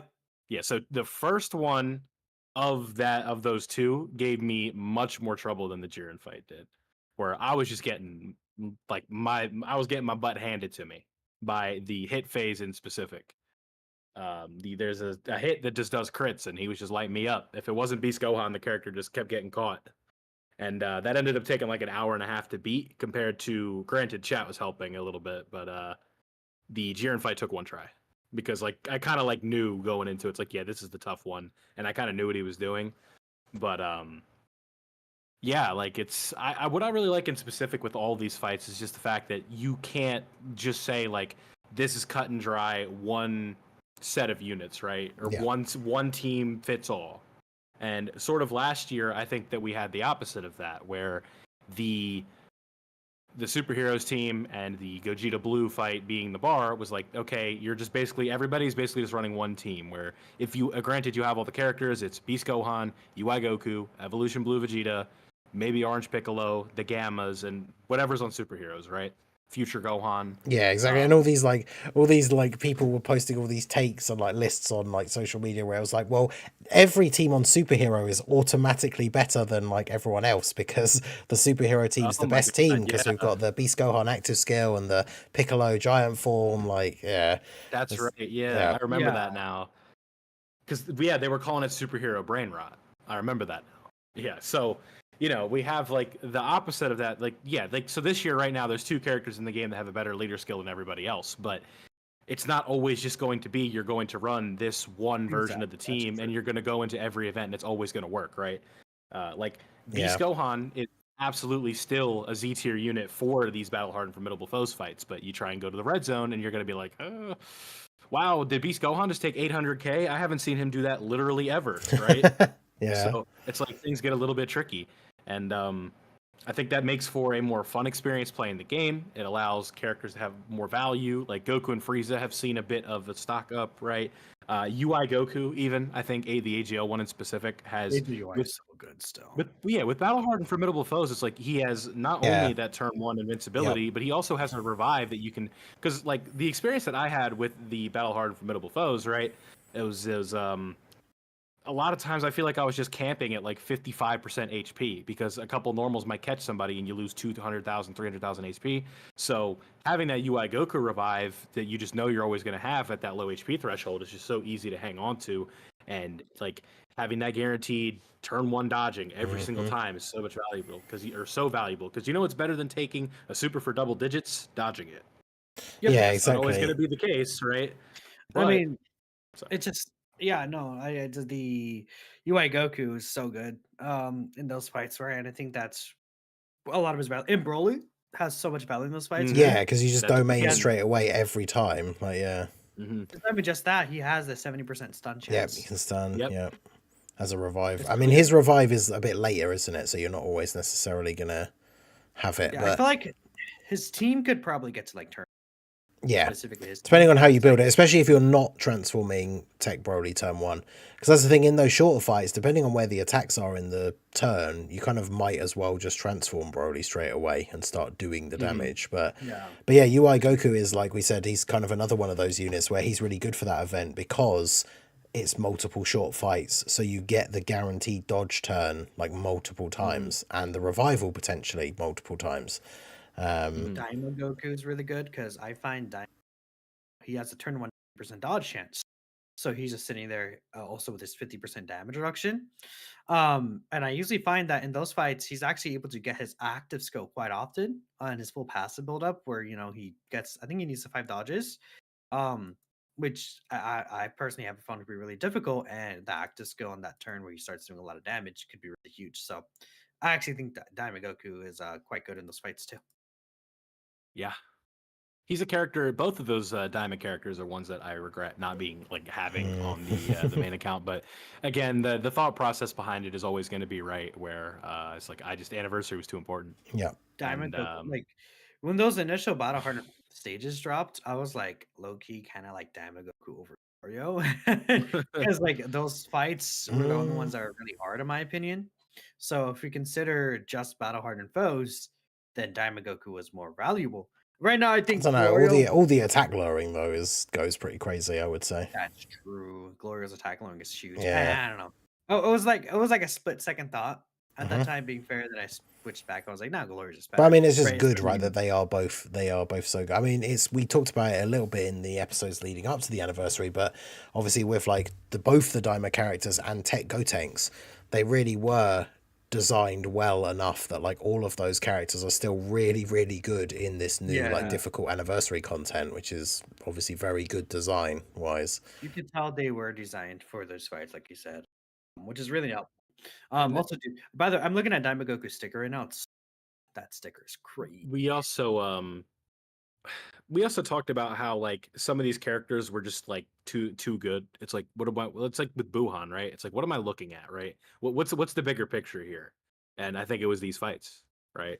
Where you kind of look at some of these characters because like we literally like we all agreed I think on the stream where it was like Buhan was a mistake, right? We all said that, Yeah. which is how good he was for like just setting up the Yeah. expectation for everybody else, especially. But like now you can kind of see like where they were going with like these 35 million guaranteed crit supers, doing 2 of them, doing 3 of them, and it's like that really doesn't do that much against these bosses in specific now, where the HP pool is 700 million for crying out loud, and it still makes for like he's still good. I'm not saying he's not, but like now we're kind of seeing what we were talking about, right? Like where it's like this is now characters like that are going to be able to age is perfect because like Gotenks is always going to stand the test of time until like Yeah. it gets to the point where post super he's taking damage, and right now is not that time. At least Yeah. in my experience using Yeah, it. plus Like it's one of those things, it all depends on like the enemy typing, but like if new bosses are Mhm. coming out that are doing Key Blast super attacks, then he's like practically invincible against them, right? So Right. Yeah, like you think about the Super. Well, this is like the new one, right? Super Saiyan 2 Gohan does a Ki Blast Super in the 10th anniversary yeah. battle. Kaioken Goku that has like that funky HP threshold super. That's a Ki Blast. I'm just trying to think of other ones that are just straight up Ki Blast, right?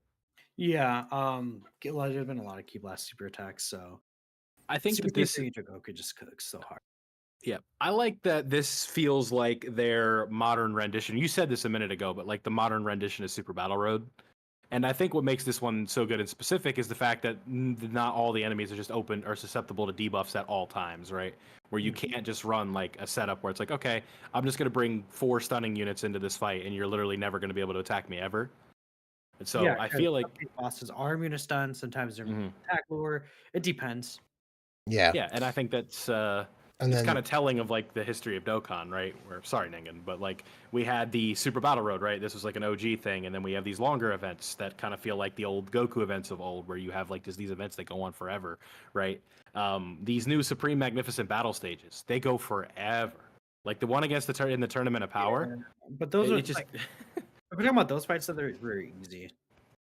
the last phase hits. Vegito has hands.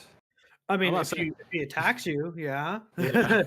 But like, they don't have a lot of. There's a lot of phases with a lot of enemies, but they don't have a lot of HP compared to like the red zone bosses. the thing about that Vegito is that he's not gonna super you in one, and he has so little Right. HP that you just demolish him at the end, right? So it's like Mhm. if you get him to a point where you can super attack you, it would be an issue. But Right. he doesn't have that much HP. He has like what like in comparison to these new bosses and how much characters built up to. Mhm. I'm actually bring up the exact number for this guy. He does, yeah, he has 200 mil HP, man. With only think- 50% reduction. It's just I think my experience just came from the category mission that was on it, and it wasn't. I don't remember exactly what it was, but like the first attempt that I had at it, it's like he caught me, right? And then the second one I went back in there, I was like, oh, never mind. let me see. It's the category mission is Battle of Fate. It's Yeah. just- I don't remember how he caught me. I forget what it was. You know what it was? I wasn't paying attention. Yeah, it's that because I suck and I wasn't paying attention. And you can run the 4s on that team. Yeah. And I just didn't bring them in like the setup that I had. And I was like, oh, wait a minute. The 4s are here. Never mind. This is free. I mean, I did have Super Saiyan 2 going there. So I guess like if you're not running like the best characters in the game, you can potentially start with that. So Yeah, I think that's what happened to me where I just kind of like, I didn't build the team very well. And he just caught me on that first run. And then, but it was also just like I got into that feeling because like the first run I went in blind. I was like, oh my God, when is this fight going to end? Why am I fighting Trunks and Mai right now? Can I be done? And Mai, she likes to super. Yeah. And she likes to stun. I think one of the things as well, just to very quickly to go back to the battle hardened foes things, one of the things that I do like about that is obviously, you know, we've got the crazy hard hitting bosses, they're hitting hard straight away, but we've got the debuffs, certain debuffs for certain phases. But the one thing I do like is that whilst some of the bosses, they have their own little mechanics, like some of them build up attack by getting hit and stuff like that. A couple of different abilities like interspersed throughout, but none of them rotation lock you, none of them like seal you, like any of this, none of them disable dodge like in that particular event, right? Because I think that's one of the things that makes some of those red zone stages as tough as they are, right? Because there are always going to be certain characters and certain solutions, and obviously items are there as well. But it's like when you see some of these bosses that are like, oh, this guy hits for like 5 million and disables dodge, and it's like, what am I supposed to do? Like if he supers the wrong unit on the turn, I'm just dead. Like it's kind of crazy. But I think we talked about this last time.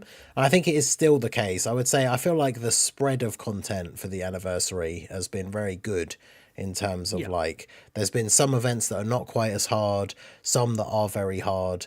And then as we have mentioned already multiple times, it's like there are a couple of missions for the anniversary battle specifically, but it's not like any of these missions require you to use no items, right? And even the thing with the anniversary battle, like with the new stages that came out, you know, the super bosses one was really tough, the corroded body and mind one was really tough, but those stages have the other missions as well. Like for example, the super bosses one, the other category mission is superheroes, which is obviously a really, really good, really powerful team. So you can beat that one with no items fairly easily, and then do the super bosses mission and just use items to help you do the super bosses one, and then you've done all of the missions, right? So I think the content overall has definitely been a good spread. I mean, there's definitely been frustrating times, like Vil, you mentioned it, and I'm sure Minato, you've experienced it as well. I've mentioned it in some of the videos I've made, but especially for us, where it's like you're trying to make a video, and it's like, right, I want to make a video of beating this stage, and then you get like 25 minutes in and die, and then that happens like 3 times in a row. So you've just been sat for like an hour and 10 minutes, and you actually haven't completed the stage yet. So. But yeah, I think the difficulty level of the anniversary content has been pretty good spread. And as Minato mentioned earlier, it'll be very interesting to see what these next units that come out after the anniversary are in terms of power level. Because I mean, hopefully that's not going to be the case, right? But if like the next unit that comes out directly, and of course the Saiyan Day character, if they're coming out and they're struggling against some of these anniversary stages, that's going to be very interesting to think about what the next couple of months is going to look like for units, right? This this Dokkan Fest specifically, this slot has been doomed the last 2 years. So it'll be interesting. Where we had Super 17 in 23 and then Frieza in 24. And Frieza had potential, but he just never got the assistance that he needed until it was too late. Yeah, I mean, we'll see what happens with these new characters. Yeah, could be I'm ready Daima, to see it. and then I mean, I think it's good. I think we're gonna see a lot of Daima probably, but who knows? We'll just have to wait and see. But speaking of what's upcoming, I mean, we talked about this a little earlier, but there is Part EX. So I think I'll go ahead and take the reins and explain the situation going on. But essentially, if you guys are not aware, the home screen, like at the bottom of the screen, excuse me, at the bottom of the home banners. screen, yes, people when you say banners, people are yeah. banners, but not the gotcha banners. There's the little like banners where it's like shows the images of like events ongoing, the actual summonable banners out, things like that. Right there. Those you actually will see that they are scheduled to end on the 18th in the data, which is not something that we're able to see just by playing in the game, right? It's something that in the data we could see when the banners are scheduled to leave. There's on March 18th is what I said. And that's really weird considering that the anniversary is set to end on 5th/6th, depending on your time zone. So, with all that in mind, why is all the anniversary promotion ending 2-3 weeks after the anniversary would be ending? That's either because A, they're going to change it, which doesn't make sense to me, or B, there's going to be a very long EX fourth part of the anniversary, whatever you want to call it, that will last for 2.5 weeks extra, basically, which is a long time, right? Now, last year we saw the EX part of the anniversary came out basically February 1st and lasted until like the 8th, 10th of March, right? It was like 1 week-ish or so, right? And that was for the 7th anniversary, which we had the Super Saiyan 4 ZZA. That one again left on like the 8th or 9th or something like that. So because of that, now we're kind of stuck here like, okay, we know there's going to be a lot of extra anniversary. What is it going to be? So my theory, right, I'm just going to bring up here and kind of leave the foundation is I'm thinking the next Dokkan Fest TUR or whatever it's going to be is going to be related to the anniversary, or they could even bring out another LR if they wanted to go really, really crazy. But we'll see what happens. And I mean, what are you guys thinking? I'm thinking that 7 LRs for an anniversary is a lot. It's a lot. Yeah. But we're used to 4. Also, it's kind of crazy. I feel like the only reason I feel like that wouldn't be the case, and I mean that unit wouldn't have been included anyway, but I guess it would be weird timing with like the getting the wish and like being able to pick one of the anniversary characters, and then all of a sudden there's like another anniversary character as well. Because I feel like that's kind of a lot of people will be in that boat, especially with the wish. Like people will have kind of decided, right, I'm done summoning now, so I'm going to use the wish. I'm potentially going to use my pity coins, or I'm going to use the wish on this guy, and then I'm going to summon because I still want one of the other characters that I don't have. And then another unit comes out as well. I mean, we know another unit is going to come out because that's the thing, right? Whether it's technically the EX part or not, we are expecting the next unit to come out within the next, like, was it 9 days, something like that? I think. When does the first Dokkan Fest after the anniversary usually come out? It would be the 6th, I believe, this year. Yeah, so I guess it's one of those things. It's kind of like when Ginyu released, right? Where it's like the EX part of the anniversary was technically still going on, and then he came out. So he did kind of have his own celebration, but it was going on at the same time. I would say it would probably be more likely that because of the Porunga wish and how it's stated. But it's weird that the anniversary banners stick all the way into the 18th. Yeah. Right? So it's just like it feels like the anniversary will still be ongoing, but it could be just a separate celebration with just a normal TUR. I think that makes a lot of sense. I'm thinking what they might do is extend the like, how we see there's the roadmap for the 10th anniversary. I think they'll extend that and then they'll add Daima.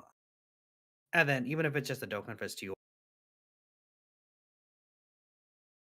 that's kind of my thought process behind it. Yeah, because I know And then we if it is talked just a about. TUR, sorry, go on. I was gonna say, I know we talked about before. A lot of people are very much speculating, and you and I both did, right, when we made that sort of like predicting all the units for this year kind of thing.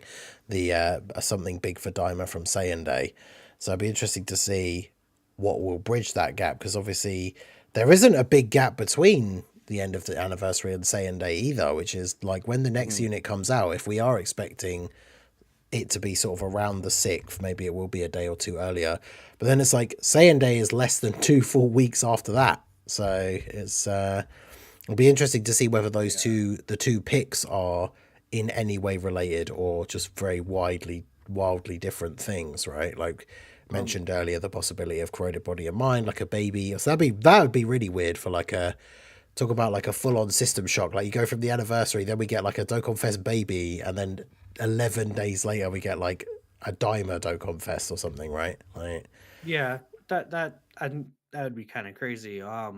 Another thing I would say though is even if they introduce like some, I think that there's the possibility to do an LR. I don't think it's likely. I just feel like they'll want to get one of these big characters out soon. If that makes sense, right?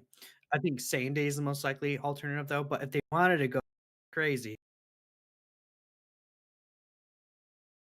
sorry, I had to sneeze. But I'm not gonna mention it because do mention it, even though I've at this point what I'm talking about.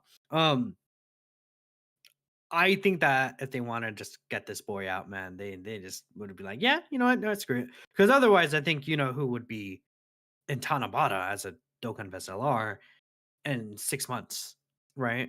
I feel like it's such a long time to wait, but unless they make Golden Week LR, who knows? But we'll see what happens. I just feel like if it was just a normal EX part, it would only last for a week, like the 7th anniversary one. So I don't even know. Be honest That's with all you, I just I only heard like half of what you said, and it's not because I wasn't listening. Well, did my mic cut out? yeah, you have been cutting out a little bit. Oh, well, you know what? This mic is dying, I think. So You should just give it a good punch. Maybe that'll fix it. who knows? Oh, I hope that wasn't loud. I don't know. I don't know either. Well, But maybe yeah, it wasn't loud. listen, I don't want you to be right about the LR thing because I just don't want to summon for another anniversary LR at this point. Yeah, I would rather TUR. And Yeah, let's 100%. just do the chill Dokkan Fest. We can all make fun of it, and then we can move on, right? Well, that's the only but thing. That's also the problem. Is Mexico. we kind of. It's one of those things where it's beneficial, I guess, to save stones. But like, I'm really hoping they don't follow that tradition of like we've had the last couple of years, right? Where it's like the first Dokkan Fest that comes out after the anniversary is just like a bit of a miss, right? Because it's like AGL Frieza came out and he had potential, but like his team at the time was really bad. The year before that was the STR Super 17, and he wasn't particularly good either. Like Ginyu's probably the standout of those like post anniversary Dokkan Fest that was actually really good, and then kind of considered one of the best TURs in the game, like on release. But then, like I said, the flip side of that obviously is if the first TUR comes out and they're not particularly good, you don't have to worry about summoning again so soon after the anniversary. And obviously with Saiyan Day right around the corner, so it definitely will be interesting to see what they actually pick for it. Yeah, no, it'll be really interesting to. Oh, see, I cut off again right there. No, my mic's done. It's over. It's cooked. It's He's so washed. cooked. No, but it will be really interesting to see what they decide to do. And I mean, if they would theoretically introduce an anniversary LR, that would allow pity to be built up more, right? And maybe if you have leftover pity coins. But no, I don't think they'll Yeah. do another LR. I think it'll just be some TUR. I just want to bring it up just because I don't think it's like a 0% chance. I just don't know. I think it'll just be a normal Dokkan Fest UR mostly. I could see Super Baby 2 or something like that. And then the anniversary will just continue with some Super EZAs and EZAs. No matter what, it looks like they're going to expand the roadmap that they have. So it could be like on GT and Super side is what I think would happen.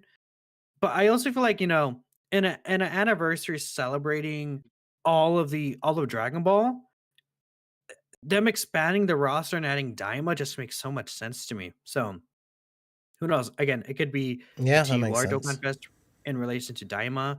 What if it's like Majin Kundu, That'd be right? fun. And they Reversible did, exchange, baby. yeah, reverse exchange Majin Kundu, and then there's like a TUR, and it's just like part of the 10th anniversary, but it's not a thing where it's like, oh, you could have gone in with the wish. I mean, either way, with the wish thing, it's not like they would, no matter who it is, even if it's like a 10th anniversary related character, they wouldn't retroactively add them to the wish to make people upset, regardless. So, um, yeah, I mean, we'll see what happens.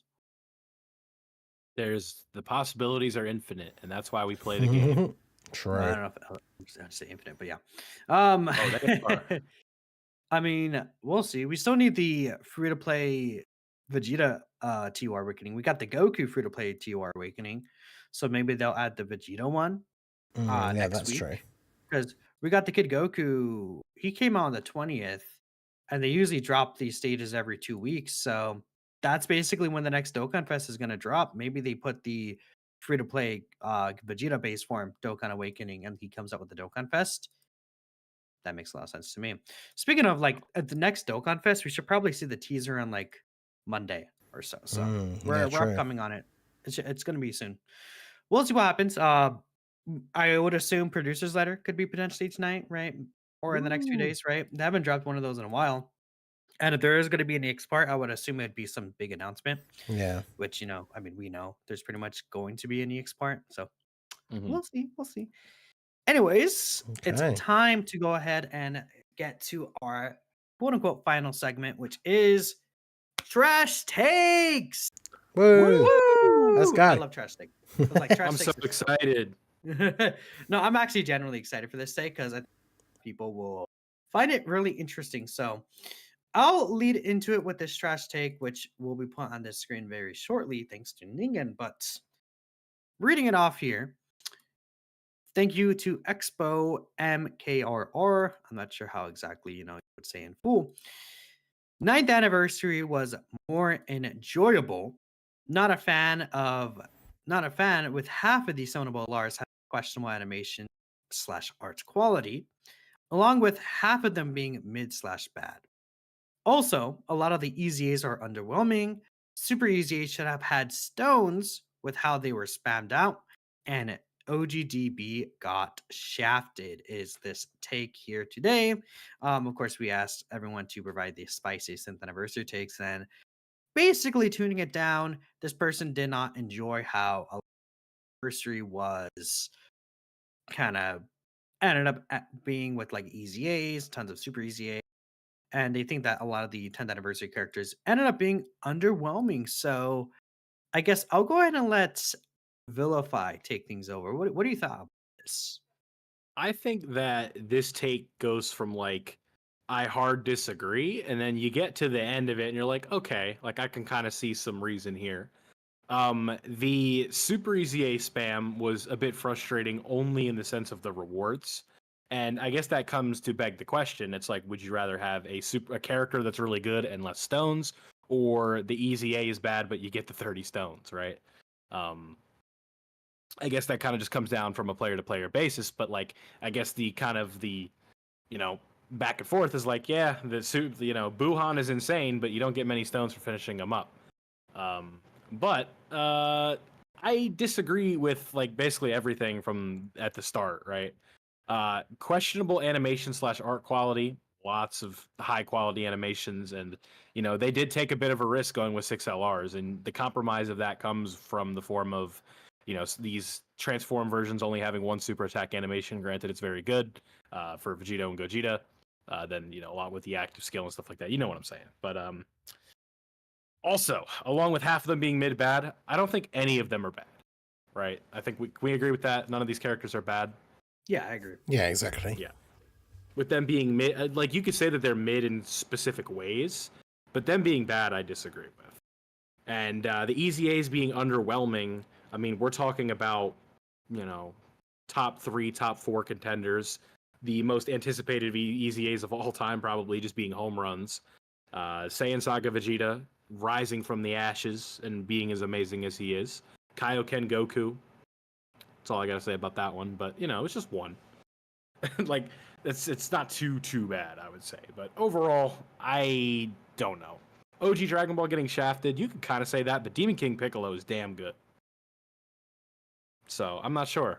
It's a tough one. I would say for sure though that I prefer the 10th anniversary to the 9th anniversary just overall because there's more variety in the content. Just some different things, and then obviously I don't know if I can hold the Porunga, which like obviously we can hold that into stocks, right? Like we could say that that's like a huge factor for it, but like I don't know how much that factors into like this take in specific. What do you think, Dingen? Yeah, I mean, the thing is, for me, I agree with what Vilify was saying a little bit at the this end part, but I think the counter to that is, if we look back, I wanted to make a proper comparison, but unfortunately, I know one of the only sites that really used to show like all the info in a really presentable way for celebrations was the wiki, and then they kind of stopped updating it like properly. But with the Super EZAs, I think people kind of, it's a bit short-sighted to say like, oh, we got too many Super EZAs instead of normal EZAs because it means we didn't get as many stones as the rewards. But I feel like overall we got way more events and way more stuff that gives out more stones. Like I think somebody made a tally. I saw a couple that were posted, but that person, is it Masaka that posts a lot of the information like about the upcoming EZAs and stuff? They posted a thing that was like on average based on, and it's what we were expecting because I think they posted it like a week ago, so it might not be 100% accurate, but based on all the stuff that we knew that was coming, like the 7-year EZAs and stuff like that, this anniversary gave out like, I think it was around 300 more stones than the anniversary last year. So even though we got a lot of Super EZAs, and Super EZAs themselves, the actual event, don't give out a lot of stones, we still got more stones overall in the celebration than we did in the previous anniversary. And so that's the thing I would say is like, I'm perfectly happy to get a Super EZA instead of a normal EZA, as long as we then get those stones from somewhere else, right? As long as, like, what I mean? As long as we're not missing out on them completely, then I don't mind, because it did seem like a lot. I know right at the beginning we got so many Super EZAs in part 1, but yeah, we got so many new events, like 2 red zones, a blue zone, the formidable foes thing, the anniversary battle. Obviously last year that anniversary battle was a thing that came out with the 8th anniversary, and so last year they just added the 9th anniversary stages, whereas this year it was completely redone with extra stages for the part 2 characters. So like all of those events and all of those stages in total, we got so many stones from different events and stuff, that yeah, I don't think missing out on stones because it was a Super EZA instead of a normal EZA matters a whole amount if we're getting those stones from other places, right? So I'm not too fussed about that. And then yeah, I think we kind of said, right, we all agree when it comes to the summonable LRs, I definitely have to disagree, right, with this beginning part. Like half the summonable LRs having questionable animation or art quality. I mean, obviously it's subjective when it comes to stuff like that. Like if this guy doesn't like it, then that's fair enough. But I definitely wouldn't say that with half of the summonable LRs, considering we got 6 of them. There's a couple of shaky ones here and there. Like I think Frieza and Goku's 12 key super, it's just like a really, really basic like Kamehameha. It's nothing special, but I wouldn't say it was bad still, right? I mean, Gohan has like the game's best version now of the father-son Kamehameha. Like that looks awesome. So yeah, I'm not sure. And then I feel like it's like an undercurrent that I keep seeing mentioned a lot, where people will say, oh, some of these anniversary EZAs have been disappointing.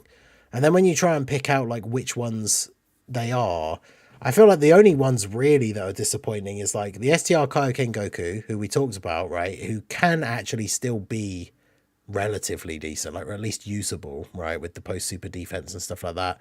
AGL Super Vegito is one of those characters. He's in kind of a weird spot because as long as you know where the enemy super is, he's really good, right? He's going to tank all normals. He's going to do a bunch of counters. But if you don't have his scouter up and someone else doesn't have one, he's in one of those awkward situations where I just end up not bringing him on a team, because if he does get caught by the super, then he gets you killed, right? So I would say maybe because of that, he's like a little bit underwhelming, but I don't think any of them are bad. So I think to say a lot of the EZAs are underwhelming, I probably wouldn't go that far for sure. So I don't know. I think overall, it's just got to be an L take for me. But yeah, Minato, what about you? Yeah, I think that there's not like completely zero merit to it because I understand. I think one thing that they did mistake was how they spread like the Extreme Z battles. I think that they pretty much put them all at the end of the celebration. Well, I mean, we did have the Calcan go or the Namex EZAs at the beginning of part two, being fair. So it wasn't like that bad, but when you're like kind of going to the anniversary and it's like Super EZA into Super EZA into Super EZAs, Mhm. like and then all the stones at the end, right? In terms of the EZAs, I can understand why people would be upset about that, but I don't think it's in a situation where it's like we had no stones, anyways, right? Um, I don't think any of the main LRs are bad or mid at all. I think they're all good characters. I think that there are some situations about, like there's some spots where some of the animations not necessarily looking bad, but I think where there could have been more to them. Does that make sense? Right. Um, but I think they all Hmm. did overall pretty good. I personally never had an issue. I think the only issue I have with OGDB being shafted because like they could have put Kid Goku as one of the main LRs, but I'm Oh not yeah, gonna I kind of forgot follow about you. that bit at the end. I mean, I think it is a bit. I feel for the OG like Dragon Ball fans, right? Because especially with the way it was kind of marketed at the beginning, where it's like it's all about all of Dragon Ball, and then it's like OG Dragon Ball gets one free to play character, and that's basically it, right? Like, it's a little bit disappointing for them, I guess. But I mean, for me, I've said in the past, I'm not a huge fan of the OG Dragon Ball stuff in the game. Not because I have anything at all against OG Dragon Ball, but obviously, with me being a Heroes fan and stuff like that, it's probably no surprise. I like running these teams that are all the crazy transformations like Power Beyond Super Saiyan, all that kind of stuff. And obviously the OG Dragon Ball characters are always kind of stuck on those same teams where they only link really well Mhm. with each other. And so then the team kind of ages out really quickly. Because that's the thing, if OG Dragon Ball Saga, it's kind of similar to Giant 8 Power, obviously, before we got some of these EZAs.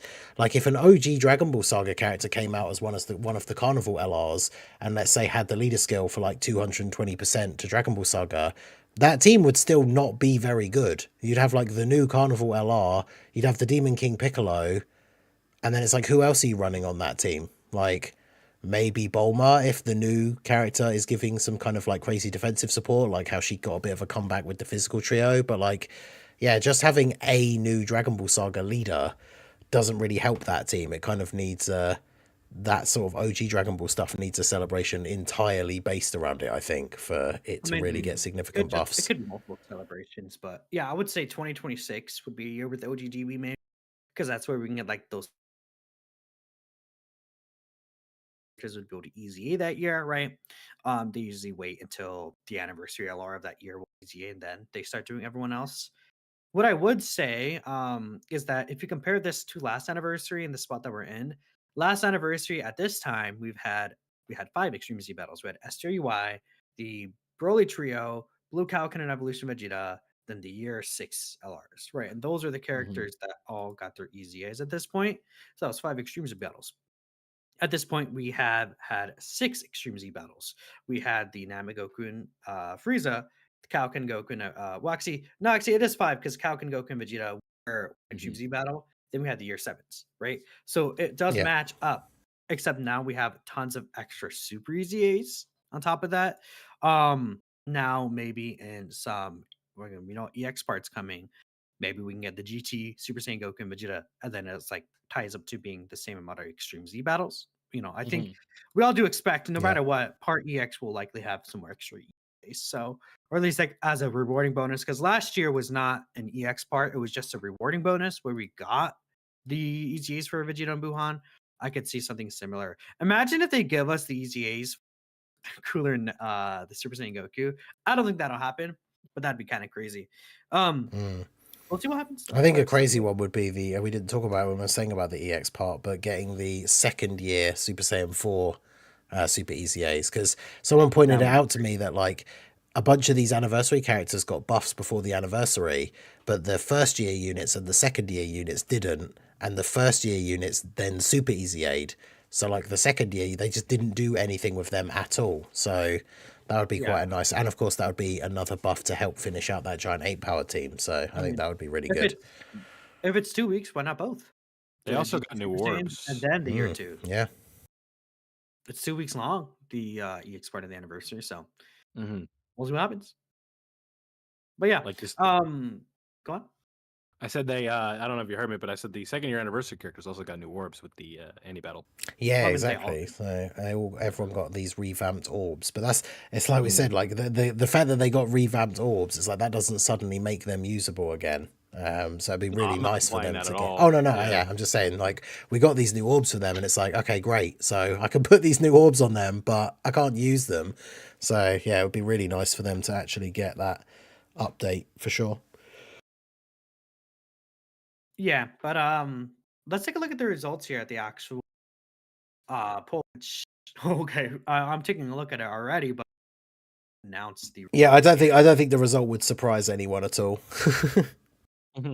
Yeah, so I mean, I'll just say it.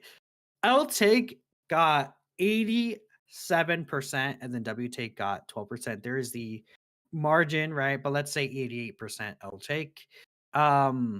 People don't think agree with this. I would say if you find the 9th anniversary more enjoyable personally, at the end of the day, it's what you personally enjoy.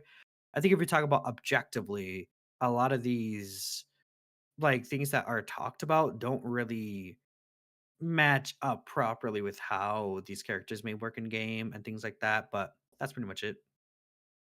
Yeah. I mean, yeah, I think for me, it's like it comes down to we got more events, we got more stones, and we all got an anniversary unit for free. So I mean, how you could compare this to any other celebration in the game really is, yeah, you just can't do it at this point. The Porunga wish really kind of just trumps everything. Yeah, I mean, Someone said even in the before chat- then, I Porunga- think the Porunga was celebration so was good. really on top. But yeah, that really took it over the edge, I think. All right. I'm gonna steal this from somebody in the chat, but walk with me here, right? A free anniversary headliner technically means that you're like buying one with pity. How many stones is pity? That's true. 2,500. That is true. Yeah. If you really want to get technical, Yeah. of course. Well, yeah, I mean, you think about the RNG, like we talked about when he was on the episode in the first part of the anniversary, how like insanely shafted Truth was going for copies of like the Vegito. I have my story from the 6th year about like 4,000 stones of outpulling Blue Evolution Vegeta. Like the game just being like, yeah, here you go, here's one of those units just for free. Like, just yeah, crazy. One final thing, we should really move on to the last bit here, but one final thing I wanted to ask you guys now that we've on the topic and I've remembered, just a quick one, is obviously this is the craziest thing they've ever done. And we know the 10th anniversary, it's a big milestone, so that's potentially the reason why they're doing it. Do you guys think this is something we will see again in the future? Because I would say if you're expecting it to happen again for the 11th anniversary, I would say don't get your hopes up too much. But what would you guys say? I'm gonna say I wouldn't expect it. I think this could have been a special thing, just like how the 6 LRs are a special thing. I assume we're gonna go back to 4 LRs, and then I Okay. don't think that would be a wish. And I think that's okay because there's gonna be less characters to get with the pity coins anyways. And if they keep up the amount of stones that were given out, regardless, I think people will be able to get a lot of use out of the pity coins. I think having 6 LRs may be excited to give that wish just because even though it's like they're technically only 4 banners still, it is still the fact that maybe people will want like it's still wanted to get 6 characters in total essentially, right? So Yeah. I think someone said in the chat, right? It's just like why there would be no Giancio. I'm sorry if I said that wrong. There'd be no reason to summon on part 1 because you'd be like, oh, then we can just wait till part 2 and all that fun stuff, and we can just get one of the characters with the wish, right? yeah. Yeah. I think if players go into that celebration with the knowledge, like like obviously this was intentional and done like the way they wanted it to, right? But it was like, all right, we're gonna wait for everybody to summon, and then we're gonna say, "Gotcha, suckers! Here's one for free." But you already gave us your money. Yeah, I mean that would Right. be people would have been in And, the and obviously, chaos it's not a gotcha. if it had leaked like right at the beginning of the anniversary that that's the thing you were going to do. Right. Then yeah, the strategy for like what should you do when it comes to approaching like how to summon and stuff, it would have been crazy. Technically it did, right? Because we saw the memorial stone in the files, but we had no idea what it was actually going to be. But yeah. Yeah. That was funny, but no, I would say I feel like we didn't have Porunga last year or the 8th. I don't think we had Porunga during the 8th anniversary or last year, right? I don't think so. So if it's a thing of we don't see the Porunga Dragon Ball wishes, then it's not going to be a thing. And then yeah. Yeah, because And it if was we the do, one then- set over the whole thing, so we knew it was going to be something different. So I guess if we see that if the 11th anniversary has part 1, you can get 3 Porunga Dragon Balls, then yeah, who knows? It would be. I mean, listen, as somebody who is not a guy who's going to go in and just rainbow every character, every banner. I mean, I love it, right? Mm-hmm. It makes things much easier. Yeah, it takes the pain away a little bit. And if like we kind of go into the 11th anniversary with Porunga balls and we know it's coming, right? Mm-hmm. And it's like it's just going to help us be able to dictate what we want to do. Where it's like, all right, I'm not going to go in on this carnival banner because more than likely I'm going to be able to pick one up. And again, another good point here. This was the first synced anniversary, so trying to make it special. Yep. This they've certainly done that, right? Because in my experience playing gacha games, which I'll admit is not like I don't have the widest variety of gacha games in my arsenal, but handing an anniversary headliner out for free, I've never seen that before. Pity is a different thing, but they're just like, here you go, take somebody you want, like you're all good, and if you have all the characters, here's a top 10 unit in Gotenks, here's the best TUR in Glorio, whatever you want, you make the choice. Like that's as generous as it gets, right? Good, and it's essentially to the equivalent, like it's not just for logging in, but it's the closest thing. Like, you just play the game. Yeah, the missions are so Dragon easy. Yeah. I remember the funniest thing about it was when the night it was live, Training in the Clouds was down for a bit, right? And people were like, "How do I play that? How do I play that? How do I play?" My guys, it's down. It'll be back. I got a lot of comments too. Yeah. It's like, how do I do Training in the Clouds? Like, you should have been doing this for 2 weeks, dude. Yeah, what are we doing? If you watched my must-play event video, you would know this. But you didn't watch it. Womp womp. But I'm gonna be so sad when that event goes away. Oh be yeah. sad, yeah. We'll have to do a moment of silence the episode it's gone. Very sad. Which, I mean, maybe next episode will be right before Saiyan Day, so that's going to be cool. Right, next episode is March 14th. So I don't know if we'll know what the Saiyan Day character will be, but we'll kind of figure things out. Maybe we'll push it. I mean, I guess we could always push the episode a week behind so that we could talk about the Saiyan Day characters, right? Who knows? We'll see. Again, always flexible with the little things that we'll let y'all know. But I think from here we'll go ahead and read out all donations and super chats y'all gave us, and again, we appreciate the support y'all gave us with this. Yeah, so shout out to everyone who made it out to the episode, and then we have the contributions for tonight. So shout out to Drace for the $2 super chat. He says 0 out of 10 anniversary, no GT bosses mission. So we got our. There was one. Was there one for GT bosses? Super bosses? Anniversary battle. Yeah, was it stage? Oh yeah, there was 4? one. Was it 4 or 2 where you fight the Super Saiyan 4s? I think it was 4, but I don't remember off the top of my head. Oh, well, there you go.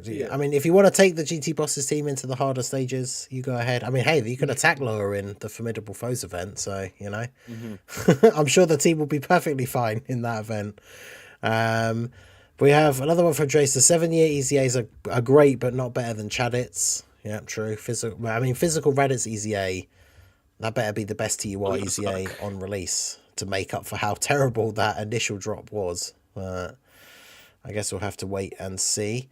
We have Philip Rodriguez with the $5 super chat, says, who has been your favorite anniversary EZA and why is it Super Saiyan 4 Gogeta? Vilify, is it Super Saiyan 4 Gogeta?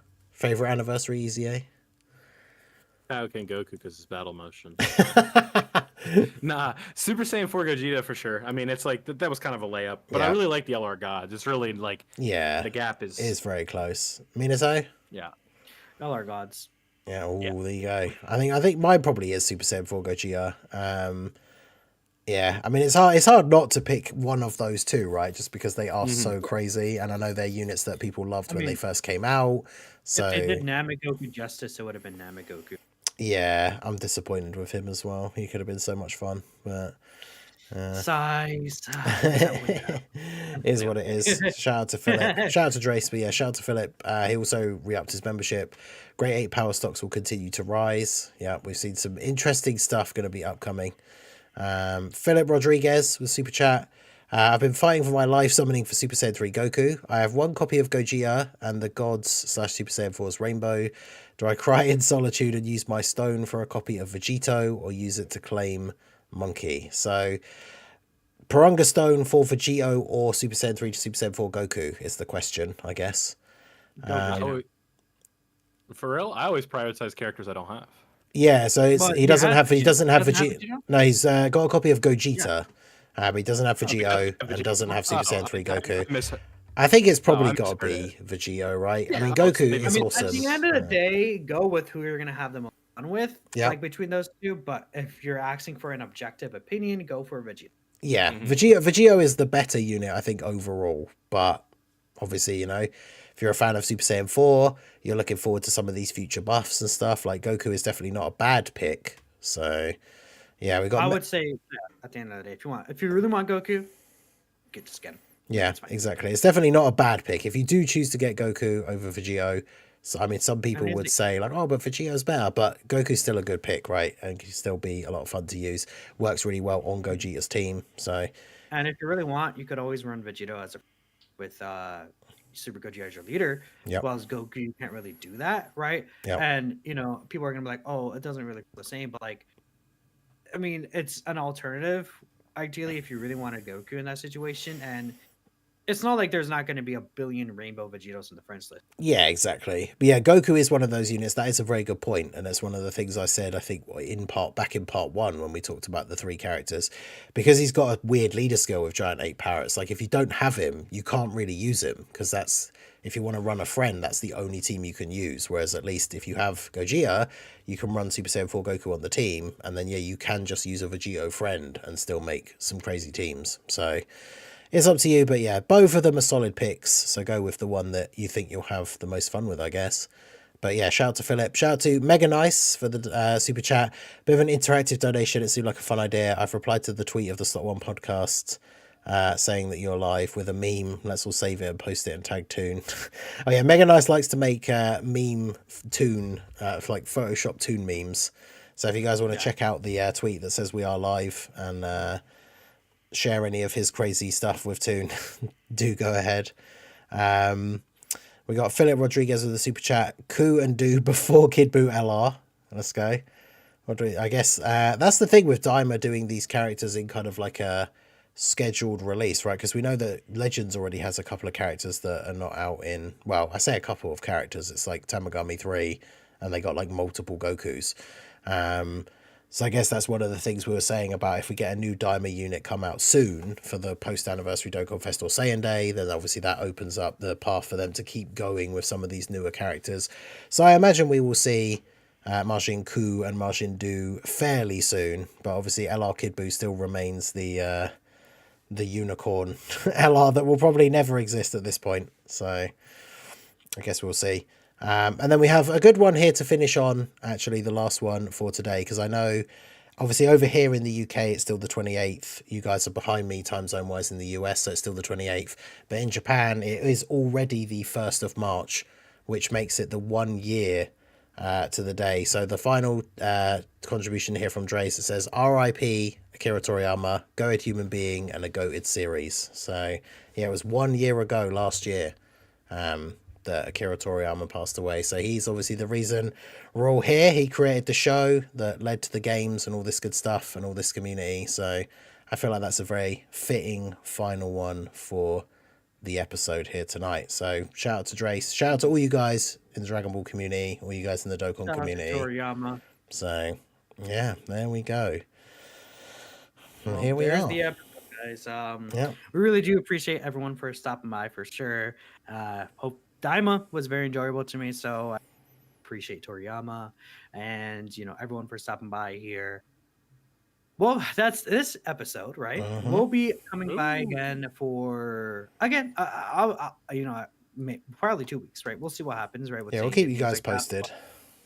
That's for sure. But regardless, y'all, thanks for watching. We'll catch you guys next episode, and you have a great day. Bye. Peace out.